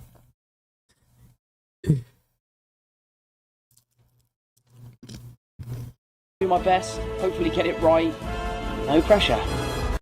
Obviously, I'm kidding, but I don't know. Just like, I guess I have a handler. A lot of things I do say do come to fruition, but maybe it's God. I just have a lingering force behind me, just, you know, hoping things come through, you know.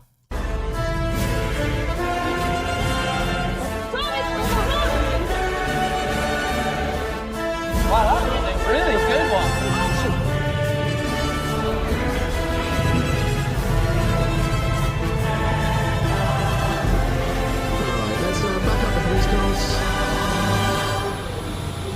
so sick!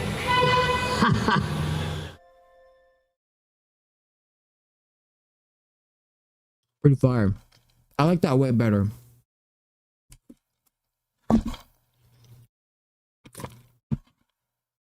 With the whole like sorry, I'm eating, I'm kind of being a slob here. Just with like the entirety of like showing like actually doing like a breakdown vlog of it, because that's how like the WWE did it, and I thought it was pretty cool how Logan, oh here's a shot of the explosion, how Logan and them did it. It was really cool how like it was just a vlog, but like you get to see like the stuff, and it's a little bit, it's kind of like how like same thing with like Kai Trump, like how Kai Trump went to the White House, but she's like documenting like historical footage on her YouTube channel. It's like very fascinating because, you know, it's like Kai Trump is like casually just vlogging like some of the most like crazy like prehistoric and like, you know, monumental history of the world casually. But it's very like vlog style and very homey style, so it seems very chill. And obviously that stuff is like, you know, reviewed and stuff, and they make sure they're not showing anything crazy, but it's still cool to see.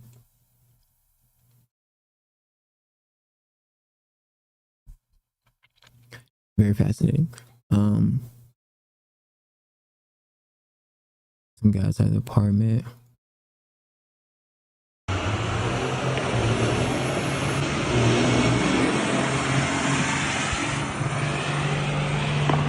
Oh, thought he hit it. Oh, look at the drone.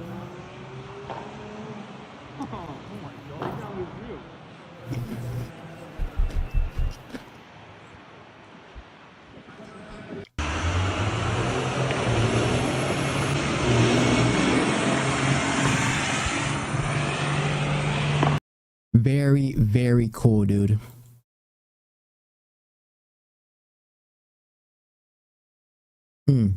Is him returning.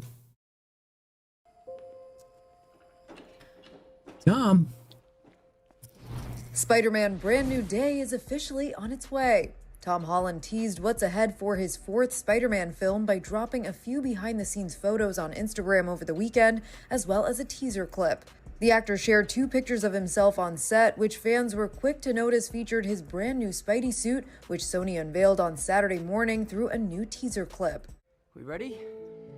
Ready. The BTS pics show Spider-Man on top of a military-like automobile. Holland captured the pic, Spider-Man Brand New Day 1. On Friday, it was announced that Mark Ruffalo will appear in Brand New Day, notably reprising his role as Bruce Banner / the Hulk. Ruffalo isn't the only returning star joining Holland's fourth Spider-Man, as Michael Mando, who played the Scorpion in Spider-Man Homecoming, also joins the cast. It was previously announced that Jon Bernthal will too appear in the film as the Punisher. Plot details are being kept under wraps, though a standout new addition to the cast is Sadie Sink. Brand New Day is set to hit theaters July 31st, 2026. For more on this story, head to thr.com. And for the latest entertainment news and updates, keep watching The Hollywood Reporter News. It's funny you have to do that voice. .com. Updates. Huh, look at that shot. That's funny.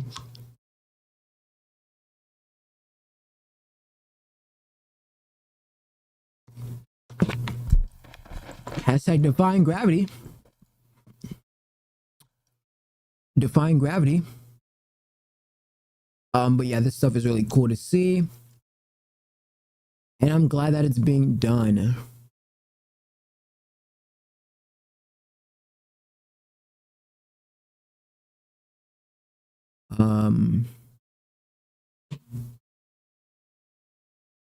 The Emmys already happened. Because Beyonce won her first Emmy. But isn't that for acting? What the fuck? Earlier this month, Donald Trump declared Taylor Swift no longer hot after changing his tune about her. His press secretary said the singer political views hurt her support. The tables turned hard. Swift's US website crashed as the countdown ended, leading to long queues for hours to pre-order 12th album just off the title reveal. The life of a showgirl. Fire. Wow, those are so foolishly lost. Or just look at the woke singer Taylor Swift. Ever since I alerted the world as to what she has, or she was, by saying on Truth that I can't stand her, hate, she was booed out of the Super Bowl and became no longer hot. I give you power, Taylor Swift. You are no longer cute anymore. That's pretty funny. I mean, obviously Taylor Swift's not gonna fall off. Like, I mean, I don't think he was expecting it. I'm just saying, like, no, honest, I'm just like, she's kind of like maybe pandering in some aspects, but that's it.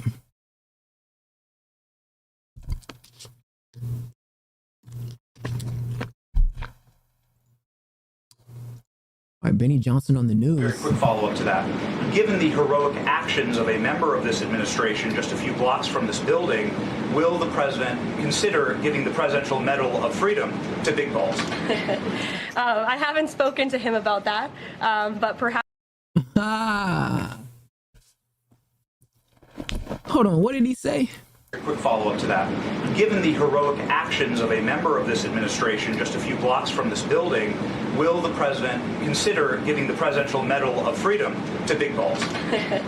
I haven't spoken to him about that, but perhaps it's something he would consider. I'll ask him and get back to you, Benny. Like, thanks for... The world is such a joke, bro. What is Benny Johnson doing on Fox News talking to Karen Levitt, whatever her name is, talking about big ball? Like, I just can't, bro. Like, Elon Musk has got a guy in there called Big Balls. Benny Johnson's asking about, the YouTubers asking about big balls.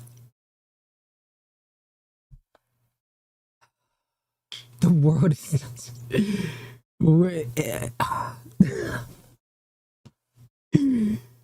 I have a lyric about this. It goes, it's a circus, the world is stay, bitch, amazing.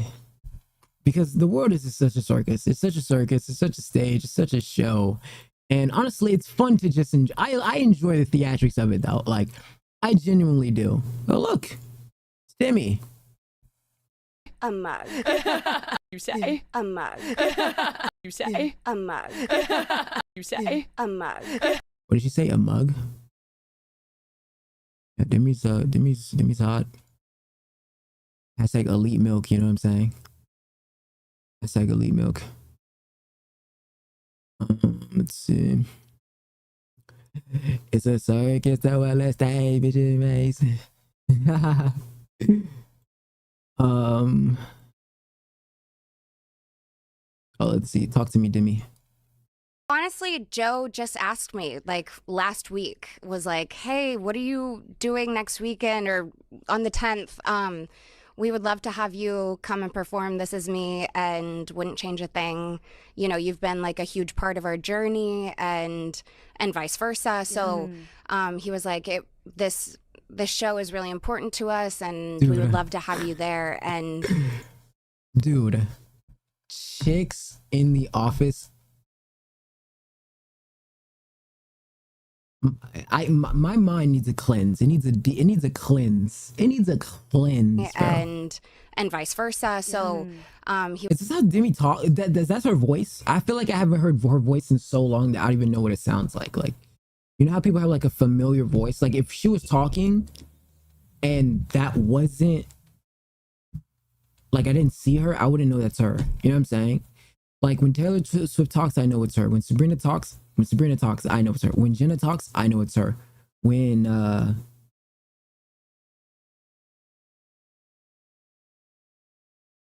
don't fucking know, Scarlett Johansson, you know that voice, you know. Some names I probably wouldn't know is like probably like maybe J-Lo or Halle Berry. Like, Sofia Vergara is 100%. Everybody knows that voice. Terrence Howard, all that. Rogan. There's some people who just have that like that distinct voice, and some people just have like everyone's voice. There, you know, that's crazy. Some people have everyone's voice. Like they just have like a plain voice to where like you can't even tell. You would never know that person's like who that person is. Like they could be talking, you wouldn't even know. Like who the fuck is this guy?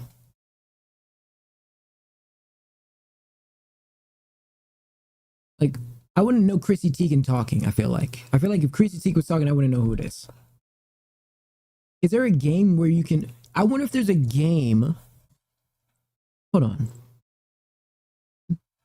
Find the celebrity by their voice.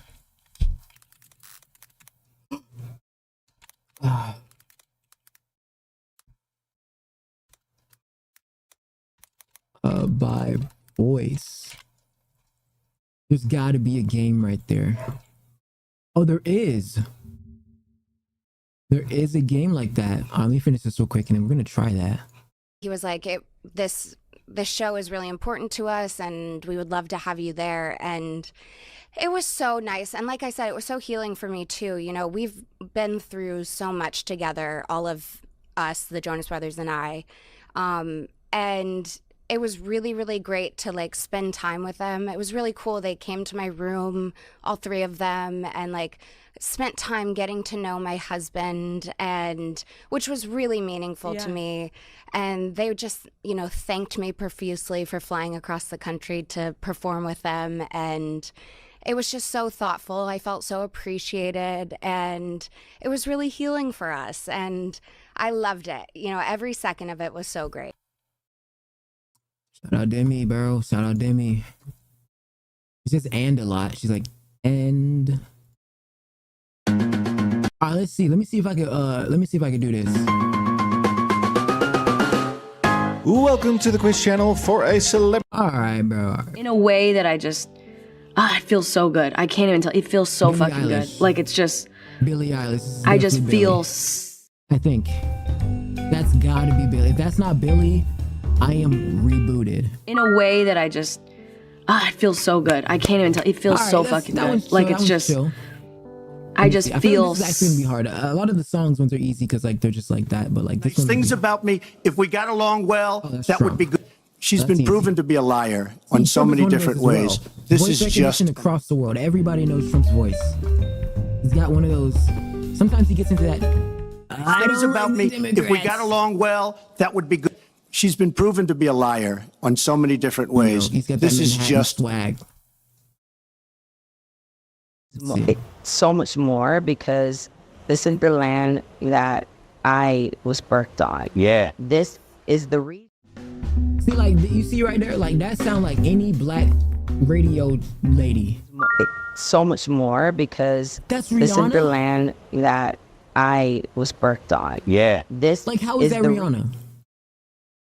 I wouldn't have never guessed that's how Rihanna This is talks. where he's at now. Know what that means? That don't mean he's a that's bad Tyson. guy. The people don't know what they're doing. That means the people are tired of what How you've is that been Rihanna? doing. I'm so confused on how that's Rihanna. Like I feel like she doesn't talk like that, but whatever. This is where he's at now. Know what that means? That don't mean he's a bad guy. The people don't know what they're doing. That means the people are tired of what you've been doing. True. And why is he saying these awful things to the most beautiful people? You know, and then by the fifth time, right, they were going, good, give it to him, we're sick of celebrities. That's that late night guy. I forgot his name. And why is he saying these awful things to the most beautiful people? Wait, no, you know, all and then of by them the late fifth night. time, right, they were going, good, give it to him, we're sick of celebrities. He's a comedian. I knew he was on a talk show though for That some was, reason. to me, I'm pretty sure I've seen that. the most show. emotional week. Oh, I that's was Kim. so drained for literally an You entire wanna know week why? after that. Because of that one sound bite where she's like, "Get your ass up and work." Just from all the. Her voice, she has that voice. All the Kardashians have that voice. If you know what I mean, you know what I mean. It's like a That smaller was voice. to me the most emotional week. I was so hard. drained for It's literally like an entire ancient, week like, after that. Egypt type swag. Just from all the. Like titanium. And it never really evolved from there. And then I had a 20-year hiatus where I didn't dance at all, and now I kind of see dance. Oh, that sounds. Is that It sounds so familiar. I don't know. Who's gonna get Stern? And it never really evolved from there. And then I had a 20-year hiatus where I didn't dance at all, and now I kind of see. Kind of has a voice. Like that's just a guy's voice. I believe, for example, right now that one of the biggest things that we must fight for is the freedom of a woman to make decisions about her own body. Recognizable voice. Kind of snary as well. I believe, for example, right now that one of the biggest things that we must fight for is the freedom of a woman to make decisions about her own body. Yeah, blah, blah, blah. There's a lot that I can forgive, but there needs to be conversations, and then in order for reconciliation, and part of that. This is just a fat Brit. It's just a fat Brit. Who is this guy? I don't know this guy. There's a lot that I can it's Prince Harry. Forgive, but there needs to be conversations. I don't know, bro. It's just a British guy with a voice. Like, it's just a guy with a voice. How do people know people's voices? I love to make things with my friends. I love to work with my friends. I think that the experience of making something is... This is Tay-Tay. There we go. I love to make things with my friends. I love to work with my friends. There is a point in life where, like, I'm not even trolling. I would not know, like, if Taylor Swift is out in public, I wouldn't even know it's her. I was that out of touch with music at one point. It was very brief, but if Taylor Swift, I would be like, oh, it's this lady. I wouldn't even realize it's Taylor Swift. Friends, I think that the experience of making something is... Look in your eyes. The truth, I think we're living in the most dangerous times since we got attacked. And is that Morgan, right? That's Morgan Freeman. The truth, I think we're living in the most dangerous times. He's got the most recognizable voice of all time, right? We got attacked. And one of the most. Well, a couple of times I've had situations where I was opening my school in South Africa. Is that what's her name? What's that one lady name? That's the bitch who wrote The Rocket with Katy Perry, right? I think. Well, a couple of times I've had situations. Oh no, it's her friend. See, but you see they got it's like a prototype. They got like the same voice, an old black lady. You just know it's an old black lady. Respectfully. Where I was opening my school in South Africa. They got the same accent, the same like. I don't work regularly with a stylist. I don't like the idea of just somebody putting. This sound like an AI generated voice. It don't even. This is what I'm talking about. How the fuck you just got a voice like this? Like this just sound like a AI. Like you know how you can choose the AI voice to which one you want to do for when they talk to you. She sound like she doing the template for it. I don't work regularly with a stylist. I don't like the idea. This is 11, like, you know, 11 Labs. This is 11 Labs preview of just somebody putting clothes on me or on my kids. I don't think they. Parker Posey. I'm just gonna go Parker Posey. I don't know. I don't work regularly with a stylist. I don't like the idea of Angelina Jolie and Brad Pitt have the most like voices of all. They're like, he has a guy voice, she has a girl voice. Somebody putting clothes on me or on my kids. I don't think they. They're just so traditional. You know, it's like the band is back together again, except we're not performing Please Please Me. We're performing the White Album. It's a slightly. I don't know this guy. Some talk show host. I don't know him. Who crushes this guy, bro? You know, it's like the band is back together again, except we're not performing Please Please Me. We're performing the White Album. It's a slightly. How did I miss Tom Hanks? I low-key sold on that. But my mom grew up loving Barbra Streisand, so she passed that on to me and the love of musicals and kind of all that stuff. And so when I feel like I know who this is. I don't know.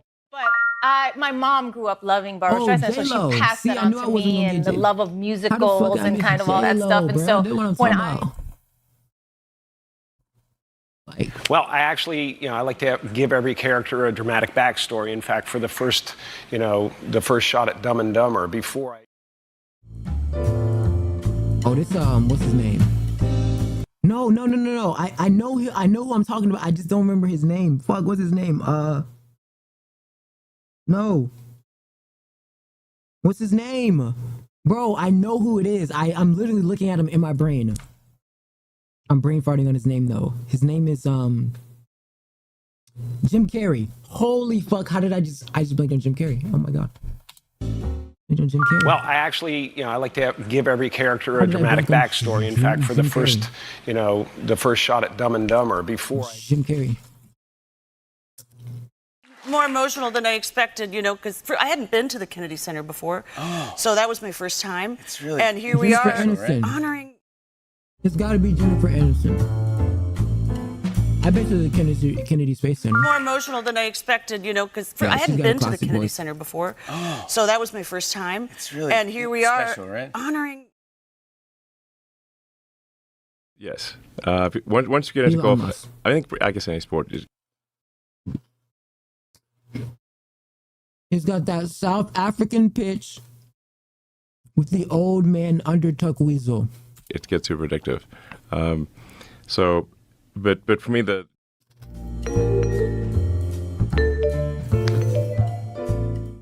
yes. Once you get into golf, I guess any sport it gets too predictive. Yeah.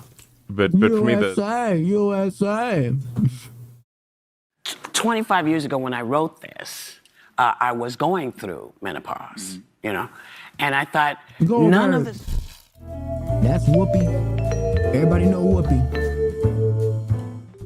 I got a 25 years ago when I wrote menopause. Actually, I was going through menopause, The whole album and I based on thought everything in the world. none of this. By the way. Once I declared, and we kind of put it all together and tried to make it a bit of an interactive play, it was interrupted by a prescribe or a poem or a picture. I know who this is. I can't. Fuck. I feel like I know who this is. Like I know the voice. I just don't know. Once I declared, and we kind of put it all together and tried to make it a bit of an interactive play, it was interrupted by a prescribe or a poem or a picture. Of course. Is my best answer, so I spent a lot of time kind of meditating and trying to get out of my head and trying to figure out what tools I could use. I don't know. Is my best answer, so I spent a lot of time kind of meditating and trying to get out of my head and trying to figure out what tools I could use. And I just think that all of these, from the idea to execution, it's very important to have. I don't know. And I just think that all of these, from the idea to execution, it's very important to have. She's so hot. They don't make albums. They just try to sell a bunch of little quick singles and they burn out and they put out a new one and they burn out and they put out a new one. Oh, I know this voice. Andy? They don't make albums. Beyonce. They just try to sell a bunch of little quick singles and they burn out and they put out a new one and they burn out and they put out a new one. Crocodiles. I don't really be dropping singles. I gotta drop more singles. I don't drop singles. I need to be dropping albums. Really. I have giant snakes. I have falcons. I have eagles. That people. Well, this is the most German voice of all time. Fortunately, have them in the hand, and you can.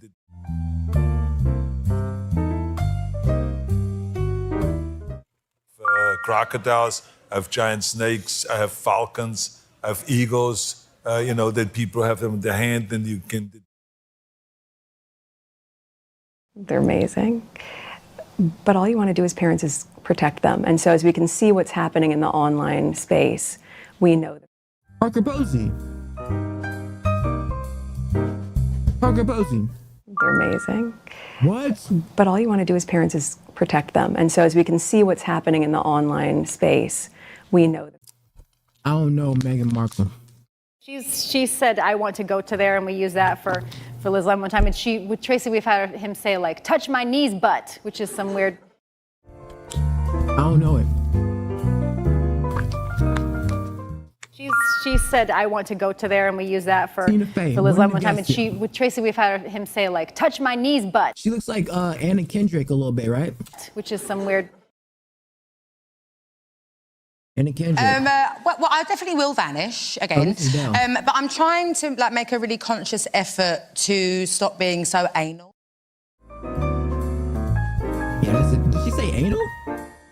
That's Adele, though. Well, I definitely will vanish again, but I'm trying to like make a really conscious effort. Isn't it so fascinating how like her singing voice is totally American, or at least like not like her accent, like you can't even tell when they be singing. To stop being so anal. But like with rappers like Central C, like their whole thing is that that's their accent. I come with a four with a pool that hit by a man and shot by Zelda.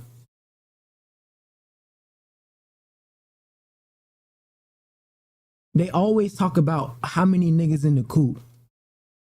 I come with a...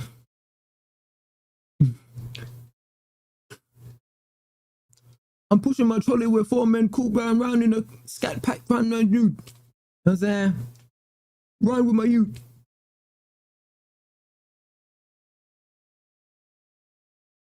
I come with a 2 like 4 like 5 like 6 man riding in a coupe no 5.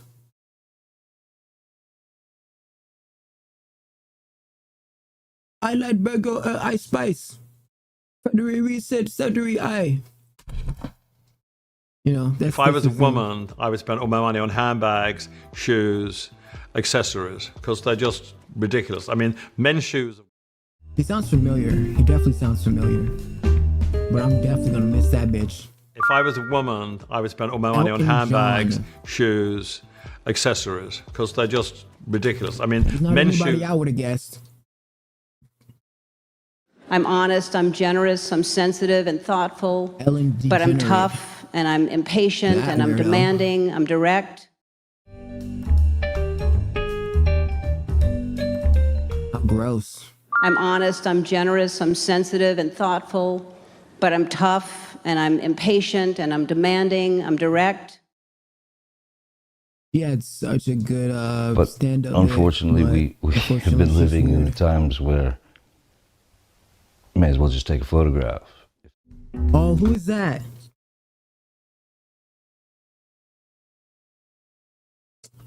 I know who that is, bro. Oh. But unfortunately, we have been living in the times where may as well just take a photograph.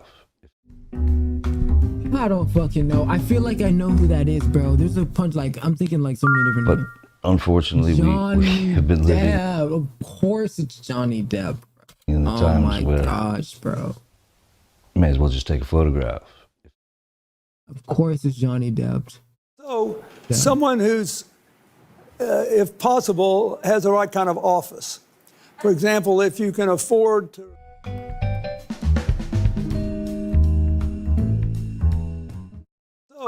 Someone who's, Bill, if possible, has the right kind of office. Bill Clinton. For example, if you can afford to. Didn't even know it.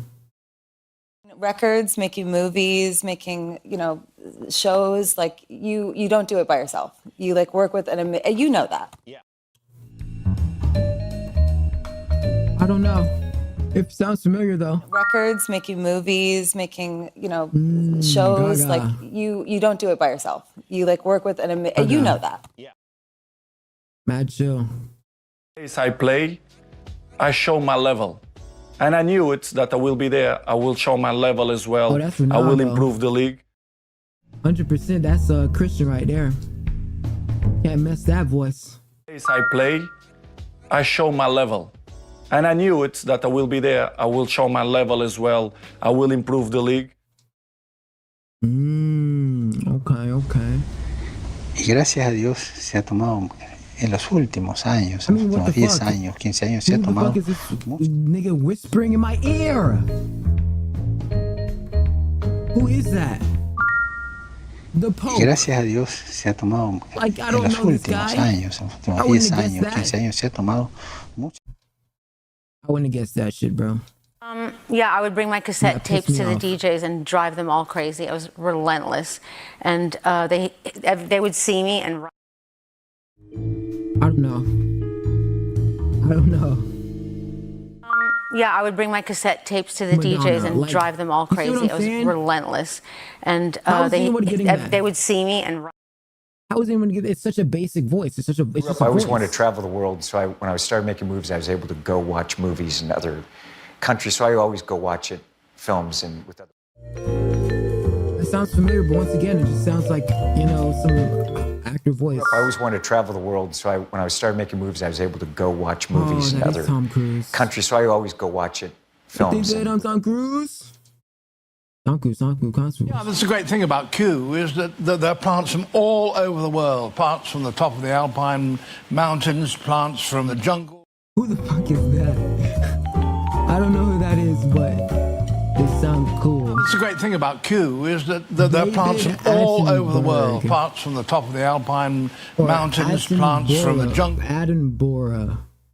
Edinburgh. Just amazing because I had produced the film, and although I've executive produced before, producing is completely different, and it's totally different to the. You don't know it. Wouldn't get it. Just a British lady to me. Just amazing because I had produced the film, and although I've executive produced before, producing is completely different, and it's totally different. Mate. I'm just not lit. You know, like the that thing with is, I am still that little kid that grew up in Liverpool. Okay, I got really. Who is this? Okay, a guy in Liverpool.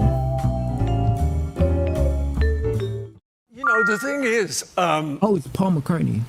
I am still that little kid that grew up in Liverpool. I never listened to the Beatles. Okay, I got really. I never listened to the Beatles. Dino De Laurentiis Sr.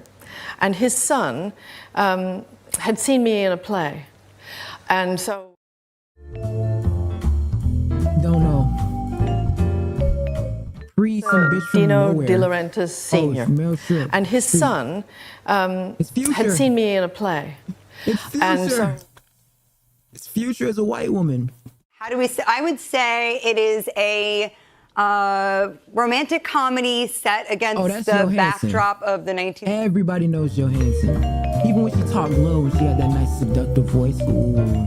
How do we say? I would say it is a romantic comedy set against the backdrop of the 1960s. Johansson. It was a beautiful script, and because we weren't all Yeah, the it's whole modular cast, film, right? The Yeah. whole cast weren't there together. He sounds familiar, definitely, but It was a beautiful script, oh, yeah, and because we weren't all Yeah, the it's whole modular cast, film, right? The Yeah. whole cast weren't there together. 100%. We'll find So, you. I'm not going to just be retired and not doing anything. So it's like the evolution of like my career and always doing. I don't know. Rebel Wilson? Actually, no, Rebel was British. I'm not going to just be retired and not doing anything. See, I So thought it it's was like a the white woman. evolution of like my career and always doing.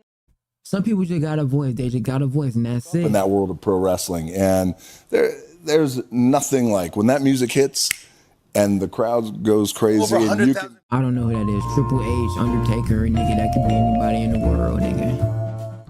Up in that world of pro wrestling, and there's What? nothing like when that music hits I feel like and that's the a bad crowd excerpt goes from crazy and you can. He definitely has a better excerpt from there. He sounds doing nasally anything there. about it.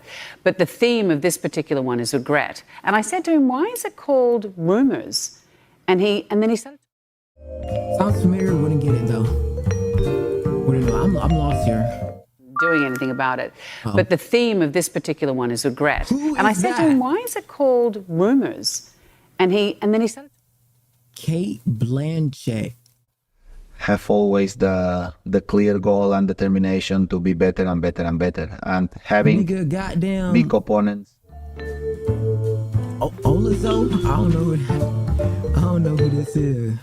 Have always the clear Raphael goal and Nadal. determination to be better Who and better and better, and the having fuck big is opponents. Every ENT around the world.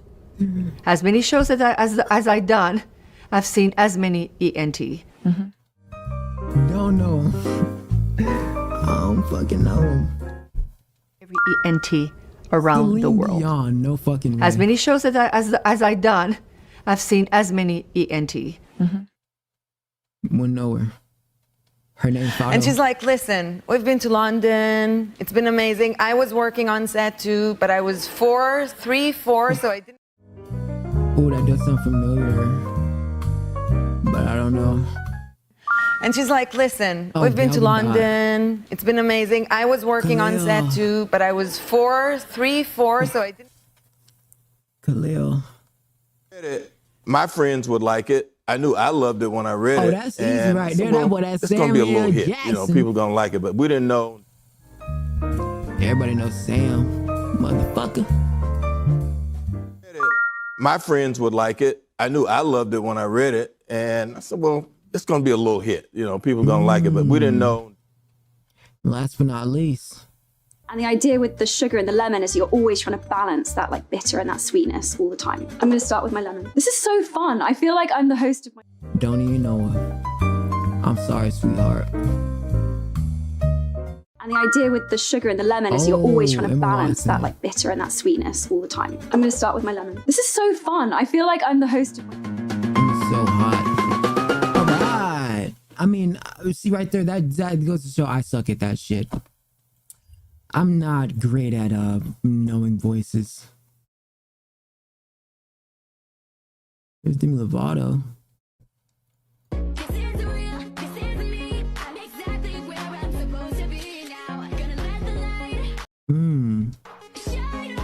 I guess Charlie is the new Demi? Or is Demi the new Charlie? What's good with it? They're both hot. Inverted reading, man.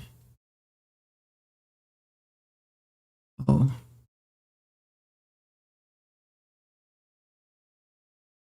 Show you legal crooked.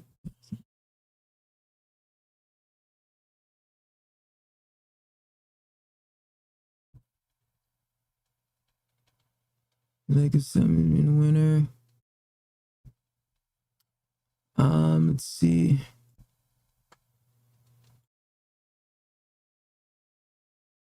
That's Jenna's mom? No way, this is Jenna's mom. Is this Jenna's mom for real? Or are they trolling? That can't be her mom. No, that's not her mom.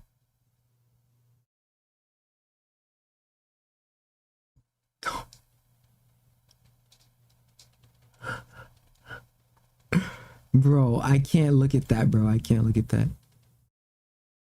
Why can't Donald Trump do recess appointments to fill hundreds of empty seats in his administration because GOP House and Senate hold pro forma sessions to block him? Meanwhile, bureaucrats carry on as if they report to no one. Here's one they had held today in an empty chamber. The chair lays before the House a communication from the Speaker. The Speaker's Rooms, Washington, D.C., August 12, 2025. I hereby appoint the Honorable John J. McGuire III to act as Speaker pro tempore on this day. Signed, Mike Johnson, Speaker of the House of Representatives. The prayer So will be they're offered hosting by Chaplain an Kevin. empty Rule 1, the Journal of the ballot? Last Days What the fuck? proceedings There's nobody there. They're talking to The chair will nothing. lead the House in the Pledge of Allegiance. Pursuant to Clause 13 of Rule 1, the House stands adjourned until noon on Friday, August 15th, 2025. Oh, I guess it's a smart play, right? The Senate will come It's a to order. 200 IQ play. I mean, why not? Communication to the Senate. Washington, D.C., August 12, 2025, to the Senate. Under the provisions of Rule 1, Paragraph 3 of the Standing Rules of the Senate, I hereby appoint the Honorable Rick Scott, a senator from the state of Florida, to perform the duties of the chair. Signed, Chuck Grassley, President pro tempore. Rick Scott, billionaire Voldemort, Rick Scott. Under the previous order, the Senate stands adjourned until 10:15 a.m. on Friday, August 15th, 2025. Fuck Rick Scott, low key, but whatever. So they're doing Meet the Fockers, but with Ariana Grande. What the crust? Also, they're doing Wicked 2. What are they doing with Wicked 2? So earlier today, look. So last time I did my Wiki review, I was talking about how the film was kind of weak sauce. Now, my whole shebang was that I just didn't like the music was too long, didn't really stick with me. Obviously, it's a musical, so it's supposed to have music in it, but the stuff just wasn't really part of my taste. And to be honest, it's a fucking musical for girls. Like, let's be honest. So it's probably not gonna jiggle my dick. But I can tap into some, like Pitch Perfect is a good film with music. You get what I'm saying? So I can tap into that shit. But what I'm getting at is, I was under the impression, why would you, listen, they named the shit Wicked Part 1, but they wasn't anticipating to drop a Part 2? Why would you name it Wicked Part 1? What's the incentive to name it Wicked Part 1? So what I'm going to guess, because I have a 200 IQ interpretation brain, is that Wicked Part 1 is somehow a part of the play. So maybe it's part 1 of the play. I'm going to assume that's what it is. But why would you even make that decision to only do part 1 of the play? Why wouldn't you do the whole shit and the whole shit and just make it an extra long fire ass movie? Because if that's the case, that's why we're missing shit, because we're missing shit. If you're doing part 1, you can't be showing mad detail. That's what we're missing. So then they say, okay, time goes on. They like, oh, I'm trying to drop what's it called? Wicked Part 2. So they're dropping Wicked Part 2. It's called Wicked for Good or some shit like that. I think it's supposed to drop November 21st, 2025. It's supposed to be lit. But I was under the impression that they wasn't doing the second one. So what happened? What changed? Grok. Actually, no, ChatGPT, because I want to talk. I don't want to type. Yo, ChatGPT, what changed in Wicked? So before, I was under the assumption that Wicked was never supposed to get a sequence. Why did they make Wicked for Good, the second one, in November 2nd? Was it from fan consensus, or was they already doing that? I thought they wasn't already doing that. Check me out.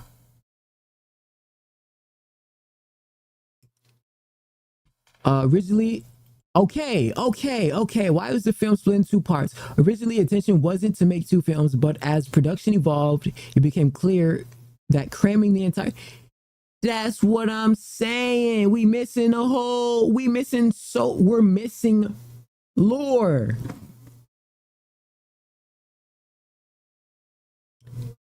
That was a bad decision. I think that was bad decision in terms of cramming one part of a film, because I personally, okay, I personally would rather have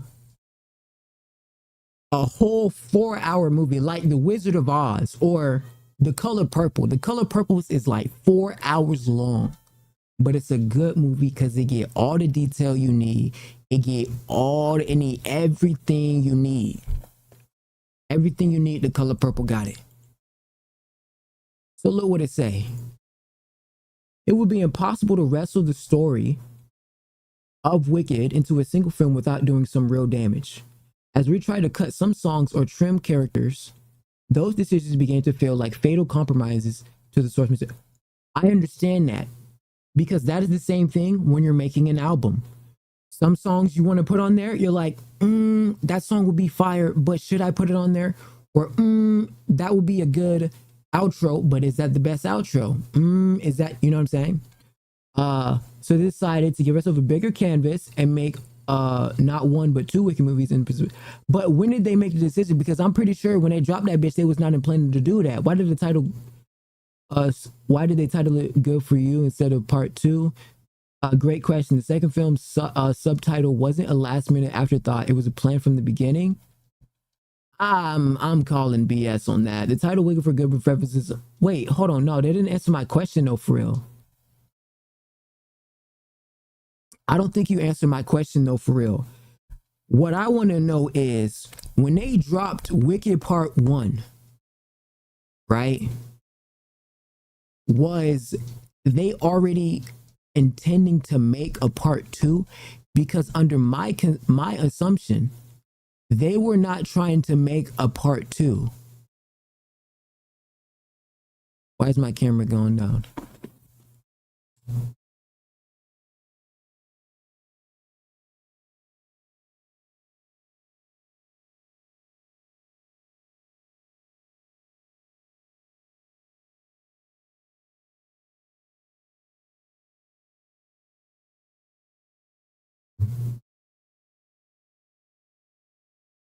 Daisy.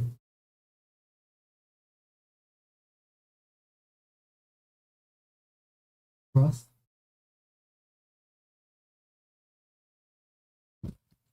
Hold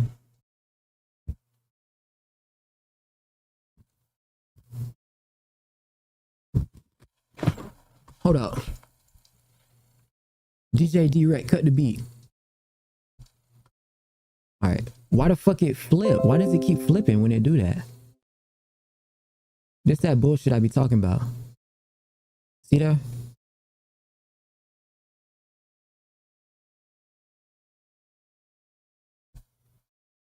Like why? Like why?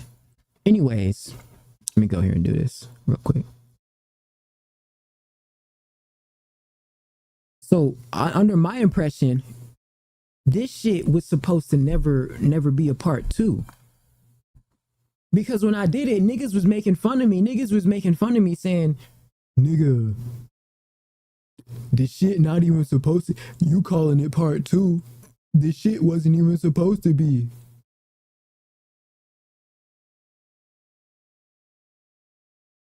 I don't want to hear nothing. Look, they talking about, yes, they were already planning 2 movies. No, they wasn't.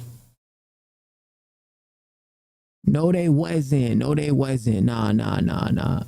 So there was no case we played and then decided to part 2 because it was popular. 2 film plan was baked into the project before anyone saw a single trailer. If you want to break down why John decided in 22 to make 2 films instead of 1 decision made, I swear they wasn't doing that, bro. Under my jurisdiction, niggas was on my ass talking about something. Bruh, are you stupid? No, Wicked Part 1 is just one part of the film, one part of the script. They didn't get the whole story in. I'm like, so they gonna make a part 2? They're like, no, bruh, that's the whole shit. And here I am, right. Here I am, right as ever. Once again, I take my crown back as being correct. Boss up. So I don't want to hear nothing because niggas was on my ass last time when I was talking about it. Niggas was on my ass this time. I was like, oh, Wicked Part 1. It's just the part 1.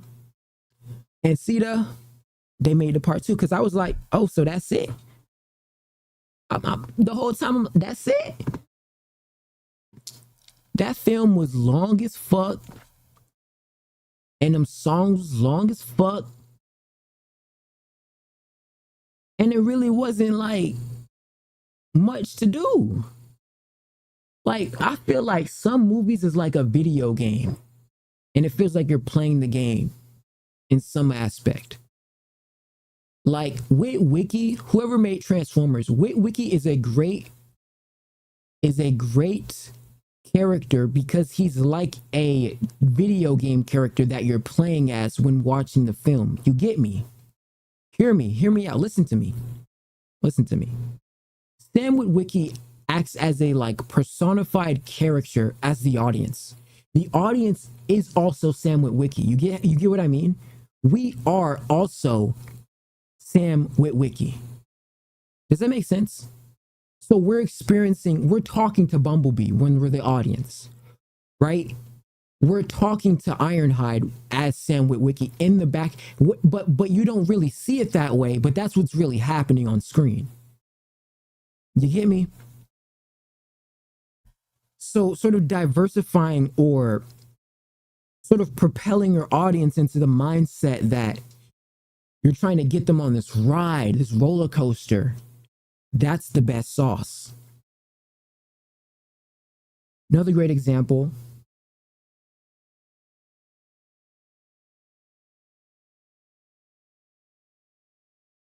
Iron Man. Iron Man is the character. You're playing as Iron Man. You're not watching. You're also playing as Iron Man. Deep down inside, your what do you call that? Puera Eternus is feeling that deep-seated, cool-ass billionaire playboy philanthropist swag that everybody wants to every guy wants to be like. You are Iron Man, even when you don't think you're Iron Man. This is why Elon fucks with Iron Man so hard and wants to be Iron Man so hard IRL. Because Iron Man's dope, but like the whole thing is like you want to kind of be that character. And what's stupefying to me is that when Ariana Grande comes down in this bubble as this important princess, but she's hanging around these plebs, her peers, she's not as significant. So why the fuck would I want to be like her? Like there needs to be that parasocialism between me and Ariana if she gonna pop out. And Glenda's supposed to be our character watching Ariana Grande or interacting with Ariana Grande, because I'm seeing this as why. Where's the chase? You get me? There's no chase. The wizard. You didn't give me no lore for the wizard. I don't give a fuck about the wizard. It's a wizard. We don't even know what the problem is yet. What's the problem? The whole time I'm like, what's the problem? What's the problem? What are they trying to solve? So the people in the comments, in my comments, they were saying, I might have to go to it. Let me go to it because I watched the video earlier today. I rewatched it. I'm sure Ariana's gonna do good in the Meet the Fokker shit because she's a good actor. Let me see.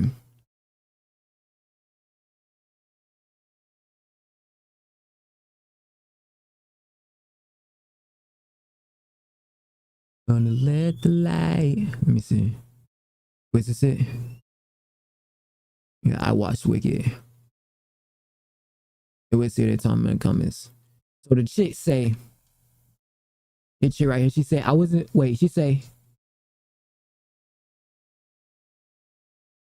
which one she say? For almost a driver that 11 times that much, especially when it says, with the first time it's kind of hard to understand what's going on, and I don't think the importance of the focus was the mystery of the wizard. It was the express of his reality, how he was carried to act. But who the fuck gonna give a fuck about a nigga and how he act? You ain't even meet him yet. Like Mr. Timely and Loki, and I hate to do this, right? I hate to compare the two, but Mr. Timely served as a better wiggle dick because He Who Remains was already some lore we could attach ourselves to, so he already had variants and shit. But the wizard was just Jeff Goodman, good something, Gloom, Good Bloom, some shit like that. It was just Jeff. We all know Jeff. He does the weird. He almost plays like the creep.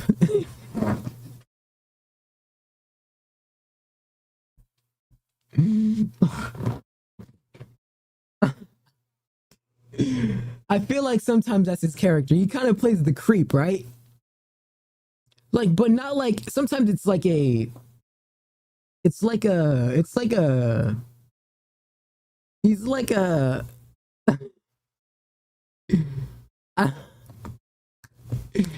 like the rich gay uncle. It's like the rich gay uncle vibes where like, he's just so like, oh, hey. You know, that's his vibe in all the movies. I don't know how to describe Jeff Goodbloom, whatever his name is. But, because even in Ragnarok, he had that same vibe. What I'm getting at is, though, in terms of anticipation, it lost its sauce. pre-show. Everybody knows it. And what I'm saying is, it's not that this film was in any way complete like dog shit, right? I'm not saying that. I'm saying though, for like a nigga like me, like a random ass nigga, right? I've never really watched theater shit like that. I've kind of tapped into some shit like that, but as just like a random ass nigga, bro, it didn't do nothing for me, respectfully, right? And I feel like it could have, because I was like, oh shit, Wicked, this look kind of cool. You got the pink, the green shit. I'm like, oh shit, there's a bunch of colors and shit. It's cool, like it's cool. So I thought that the universe was cool enough for me to be intrigued to even tap in. So now that you got my attention, I need to be entertained by some metric. Some fucking metric needs to entertain me. I don't give a fuck what it is. I don't give a fuck. I want to be entertained. I want to know what the fuck this wizard's got going on. I want to be like, I better see this fucking wizard before time ends. This wizard better start doing some shit. Because I'm not finna sit here and watch a 3-hour movie just for the wizard to do some poof and save the fucking day and that's it. Or him fucking suck. Like, that would just suck if you pull up and he sucks. Like, we waiting this whole time just for a nigga who sucks. But the other shit was cool. The whole visuals was raw. All the visuals was raw. All that was raw. But you know what I'm saying? It's just with shit like that, I feel like you really got to try to perfect the craft of getting people hooked, and you gotta serve that crack. You gotta put that crack up in that movie. I put that crack up in my tape. You gotta put that crack up in that movie. Gotta put that crack up in that movie. Jenna's a producer on Wednesday. It's fire. Proud of her. Oh, he's getting a Nobel Peace Prize. It's fire. See, I would make my own movies. But obviously I need $100 million investment. I'm kidding. All right, like one day I'm actually gonna get I'm actually gonna get a crazy budget. I'm gonna make a crazy film, and then everyone's gonna watch all my films, and I'm gonna get a ton of investors to flock over to my films, and it's gonna be great. I'm gonna beat AI as well. All that. I'm gonna beat AI. I'm telling you, one day I'm gonna get like I'm gonna suppose like a $10 million film, right? Obviously, it's not a lot, but it's enough for a starter. I think it's enough for a starter. And it's going to be, I'm good at making do what it do. I have that do what it do aura. I'm good at making shit out of nothing. When I'm in the kitchen, I can make up shit. I can make a whole full course meal out of nothing. Cans and shit. Cans and bread and I could do that. With film as well, I'm good at least getting the vibes right. Good at least getting the visuals right or the storyline right. I'm really good at that shit. I know exactly what people want because I know exactly what I like. You feel me? I know exactly what people want because I know exactly what I like. And if Jenna's gonna start producing, that's pretty cool. Because that's definitely a dream of mine. Okay. I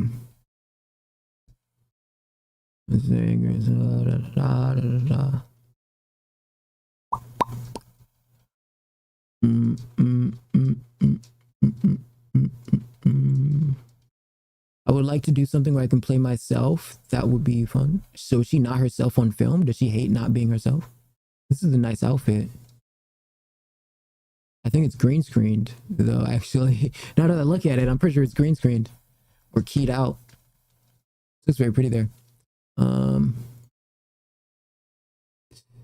Let's see.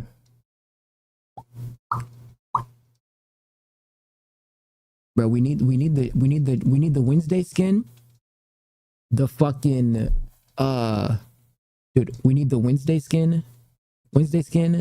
Taylor or Olivia. What are we doing? Why are we selling? I say preferably Wednesday first, or Olivia Rodrigo, and then when Tay Tay drops her album, maybe then they can get that on the road. But we'll have to see. Popeyes just did a various streamer deal. This is smart. Who's on the Popeyes management team? Who's on the Popeyes management team?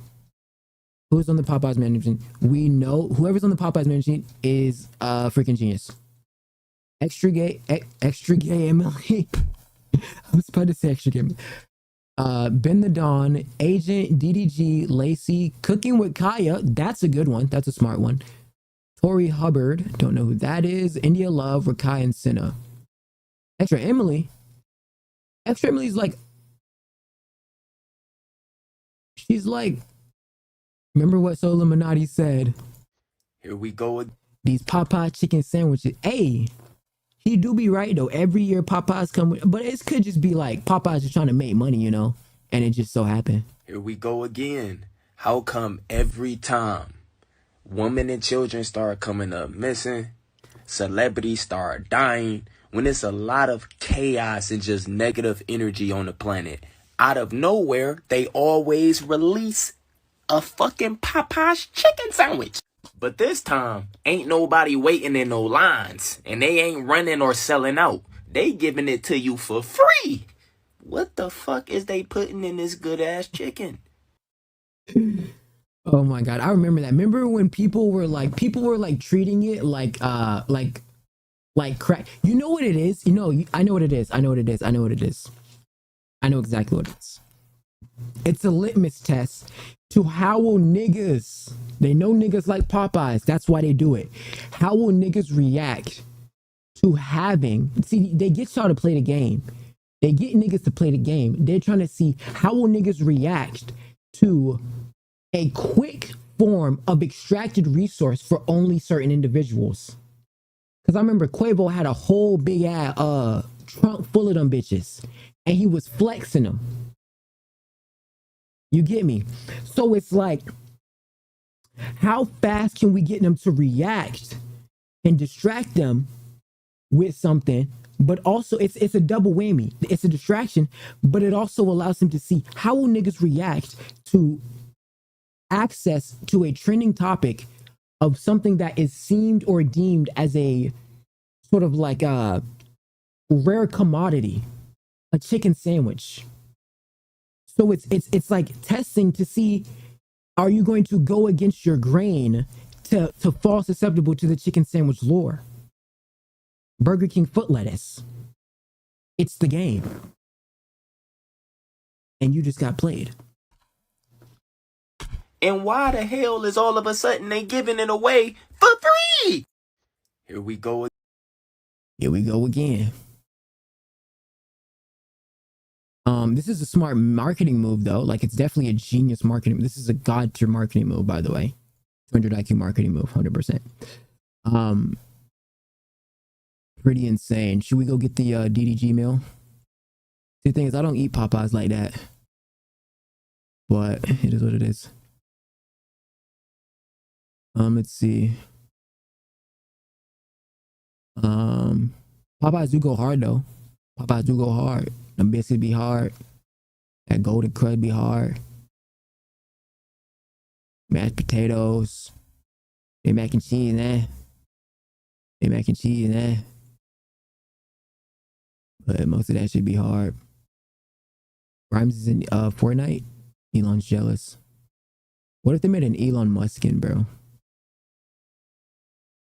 That'd be crazy. Sophie L.S. Baxter just follows Selena Gomez, following rumors of collabs. Stay on me. Oh my god, it's happening.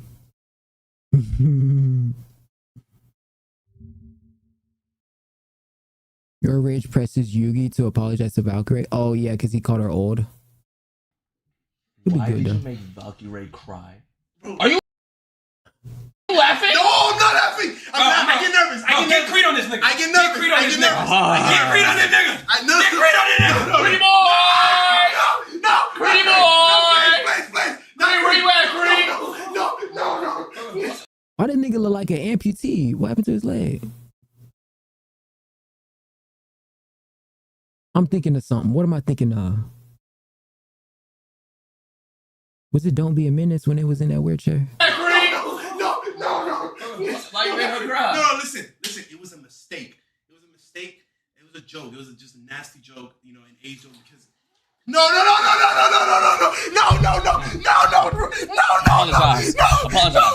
Apologize. Ray, listen. Say you never do it again. Listen, I will never, ever in my life. Look at the camera, look. Ever in my life, ever make another girl cry. If I make another girl cry, take me out. Let the Lord take me out. And Arky. Arky and me. What are you apologizing for? Why are you sorry? Dude, for making a nasty age joke to Ray. Because Ray is the beautiful queen of Twitch. What the hell are you? Look up at the camera. You're crazy. I would never in my life ever make another joke like that again. Why? Because listen. I mean, it's okay. You can make jokes. I just think, guess be mindful. What the crust, man?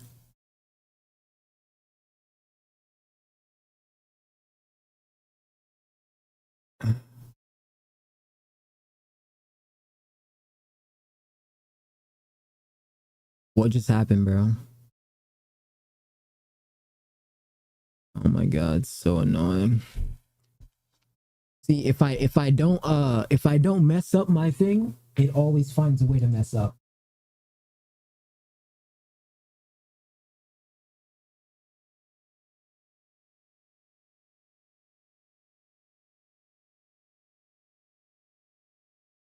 Like,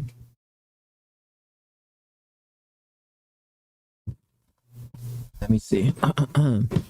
You see how all stream were chilling, nothing's going wrong. It finds a way to mess up. If it's not going to mess up, it's going to find a way to mess up. It's going to find a way to go wrong. Like now it's cutting off with no probable cause. Just because it wants to. You see that?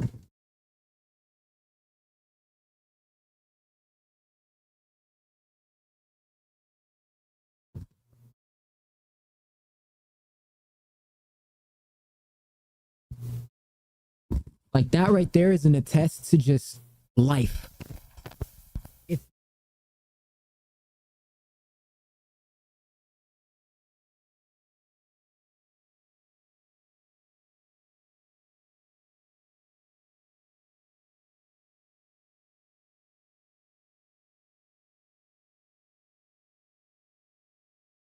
Just to mess up. Oh shit. Isn't that insane? Like, nothing else messes up. Oh my god, it looks so bad. Hold on, give me time.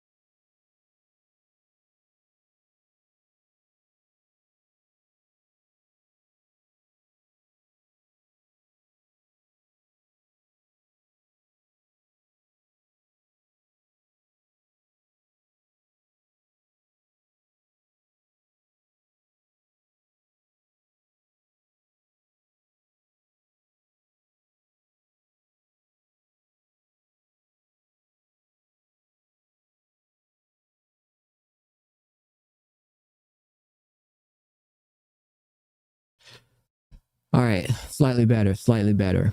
I think it is. Or is it not? Oh no. I like to have like a little bit of space up, but a little bit of space down as well. Now it's leaning. Oh my gosh, man. This camera shit is so annoying, man. Ow. It's good enough for me. It's good enough for me.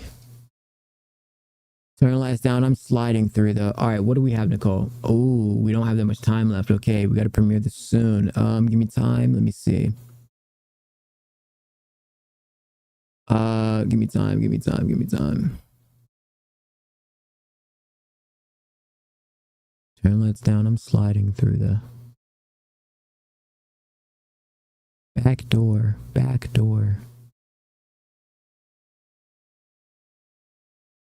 Trump says that he may take control of New York, Chicago, and other cities just like DC. Let's see. And we're going to have the same thing here.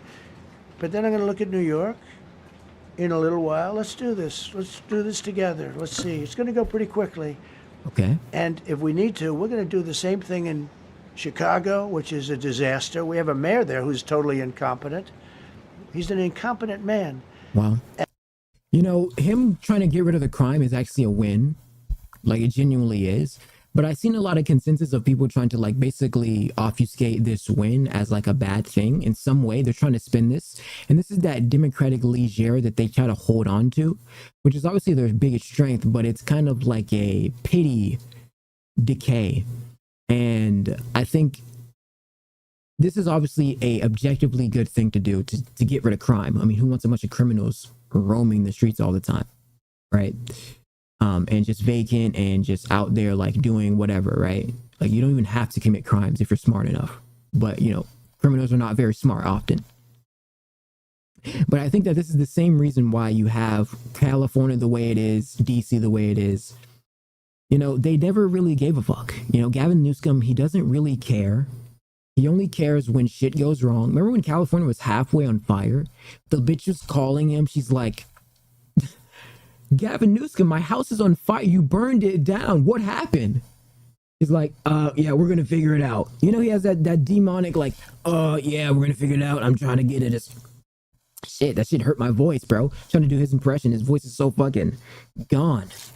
He must be yelling a lot. He's like a coach. But that right there is their biggest strength, yet it's what they're falling susceptible every time. They fall for it every time, and this is why they don't even have any democratic leadership right now. The party's completely lost. It's lost all of its structure. Where's the structural integrity of the Democratic Party? Where is the leader who's coming up to stand up for it, to fight Donald Trump in the midterms? Like, even though Trump has a chance of losing because of like all the bad things or things that may have kind of went wrong during this whole movement, who's going to be the person to step up and take up the plate? I mean, you only really have a Newsom, AOC. Okay, if we're waiting on AOC, wrap it up. Wrap it up. A. Smith, maybe Stephen. But this is the biggest problem, is that even when something is objectively correct, and if you use common sense, you can objectively say this is a good thing, they're still going to go against it. And that's that disingenuous stance where we're like, guys, why are you going against this? How is this bad sauce? So I find it both irrefutably disgusting, just as a active participant in the party, or at least was in the party, or at least as a like citizen who would consider that even an occupation, that they would sit there and use this as like a objectifying manner to Trump as a president. Now, obviously, you know, the Epstein stuff, not fond of that at all. But this is an objectively good thing. So cleaning up crime on DC, and he's going to do this to other places, it's good. Like, I don't get how you can complain about that. You know what I'm saying? Like, it's good biz, right? And we have an incompetent governor there. Pritzker's an incompetent. His family threw him out of the business, and he ran for governor. And now I understand he wants to be president. But I noticed he lost a little weight, so maybe he has a chance. You know, you never know what happens. But Pritzker's a gross incompetent guy, thrown out of the family business. But when I look at Chicago and I look at L.A., if we didn't go to L.A. 3 months ago, L.A. would be burning like the part that didn't burn.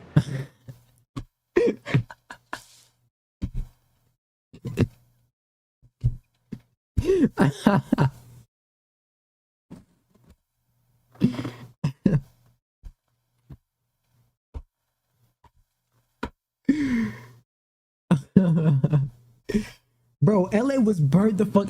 It literally looked like a movie scene. LA looked like a movie scene. It didn't look real. Like, I was like, is this a set? It looked like they were on a set. The whole shit was trouble. They burnt down LA. They burnt that bitch to the ground, my nigga. The whole shit was gone. I could not believe my eyes, bruh. That shit was crazy. That shit was crazy. It was like a movie. And you got, all I can think of is Gavin Newsom's face as the governor, like just looking at the tarnish, and he had to have just felt like, what the fuck? And this whole thing is them trying to protect fish? Man, please. They could have did something with them fish. They could have moved them fish, relocated. They could have been relocated them fish. They messing with that fresh water. You better get that fresh water. What is you doing? If he would have allowed the water to come down, which I told him about in my first term, I said, you're going to have problems. Let it come down. We actually... Exactly. They should have been got... Why didn't they get the water?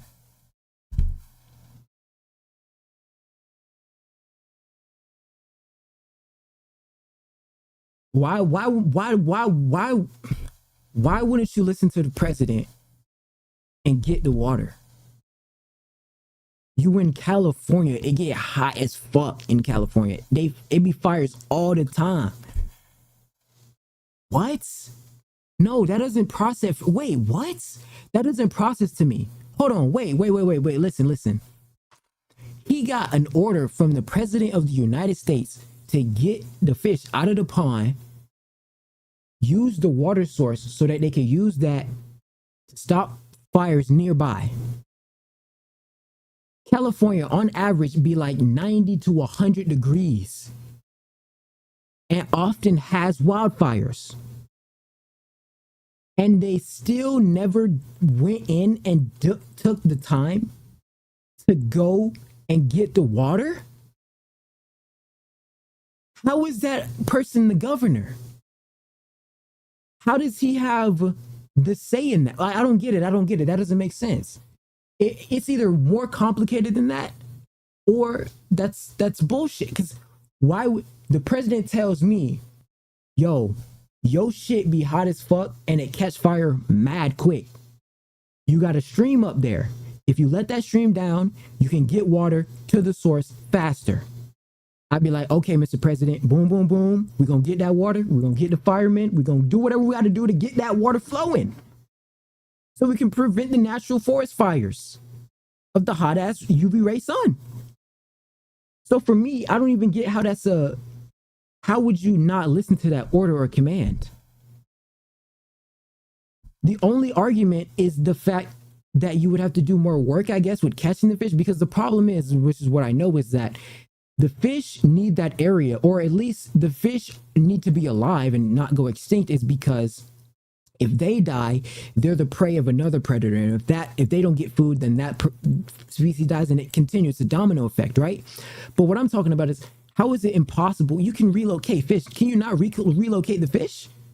Or can you not just use the water anyways, and they just kind of have like a side bit? I don't know. That just doesn't make, I don't get it. I don't get how you can't like face the adversity and try to figure that out to the point where half of California catches on fire and the Pleiadians is completely destroyed, or wherever the fuck that was, the Palisades, or whatever it was at. Actually sent in our military to have the water come down into LA. They still didn't want it to come down after the fires, but that was it. We have it coming down. But hopefully LA is watching. That mayor also. The city's burning. Wow, that is crazy. I would have been like, yes, Mr. President, we're going to get that water ASAP. We're going to get that water ASAP. I'll get you that water ASAP. Because that's common sense. Common sense would tell you, common sense would tell you about, I mean, does he know anything about science? The fast spread of wildfire, how fast it goes? You have to know. You're the government of California. So if you know that, and you have a chance to get that stream moving, what in your brain is telling you to, it's not like Gavin Newsom himself has to go do it. I don't get it. Maybe it's money. Maybe he wanted to make off with a couple money or a couple bucks or something. I don't want to get other someone's motive of leaving that there. Man, I'd be like, Mr. Predator, what you want? Yes, sir. Get that shit done. That shit is crazy to me, man. What an idiot, bro. That's my governor, bro. Or not my governor, but my governor's DeSantis. All right. It's also Trump's governor technically as well. All right, bro. I'm gonna have it for today. Okay, I'm gonna go eat, vibe out, chill, and premiere this. Okay. Thank you guys for stopping by and checking out the stream. Okay. You know, this is just like a quick little show podcast. You kind of yap, have fun, do whatever we do. Sorry, I'm also really bad at looking at the camera, but it's just because okay, for you it looks like that, but for me the camera's so high up that like it looks like it doesn't feel natural because it's all the way, but like on the camera it doesn't look that much, but I'm trying my best. Yeah, guys, I'll see you guys in a minute. Okay, what should I end with? I'm gonna end with Becky, okay? So appreciate you guys. Okay, shout out to Olivia Rodrigo, Taylor Swift as well.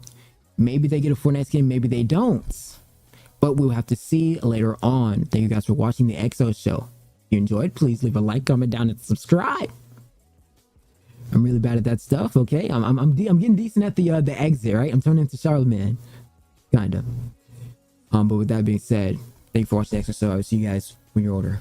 Peace.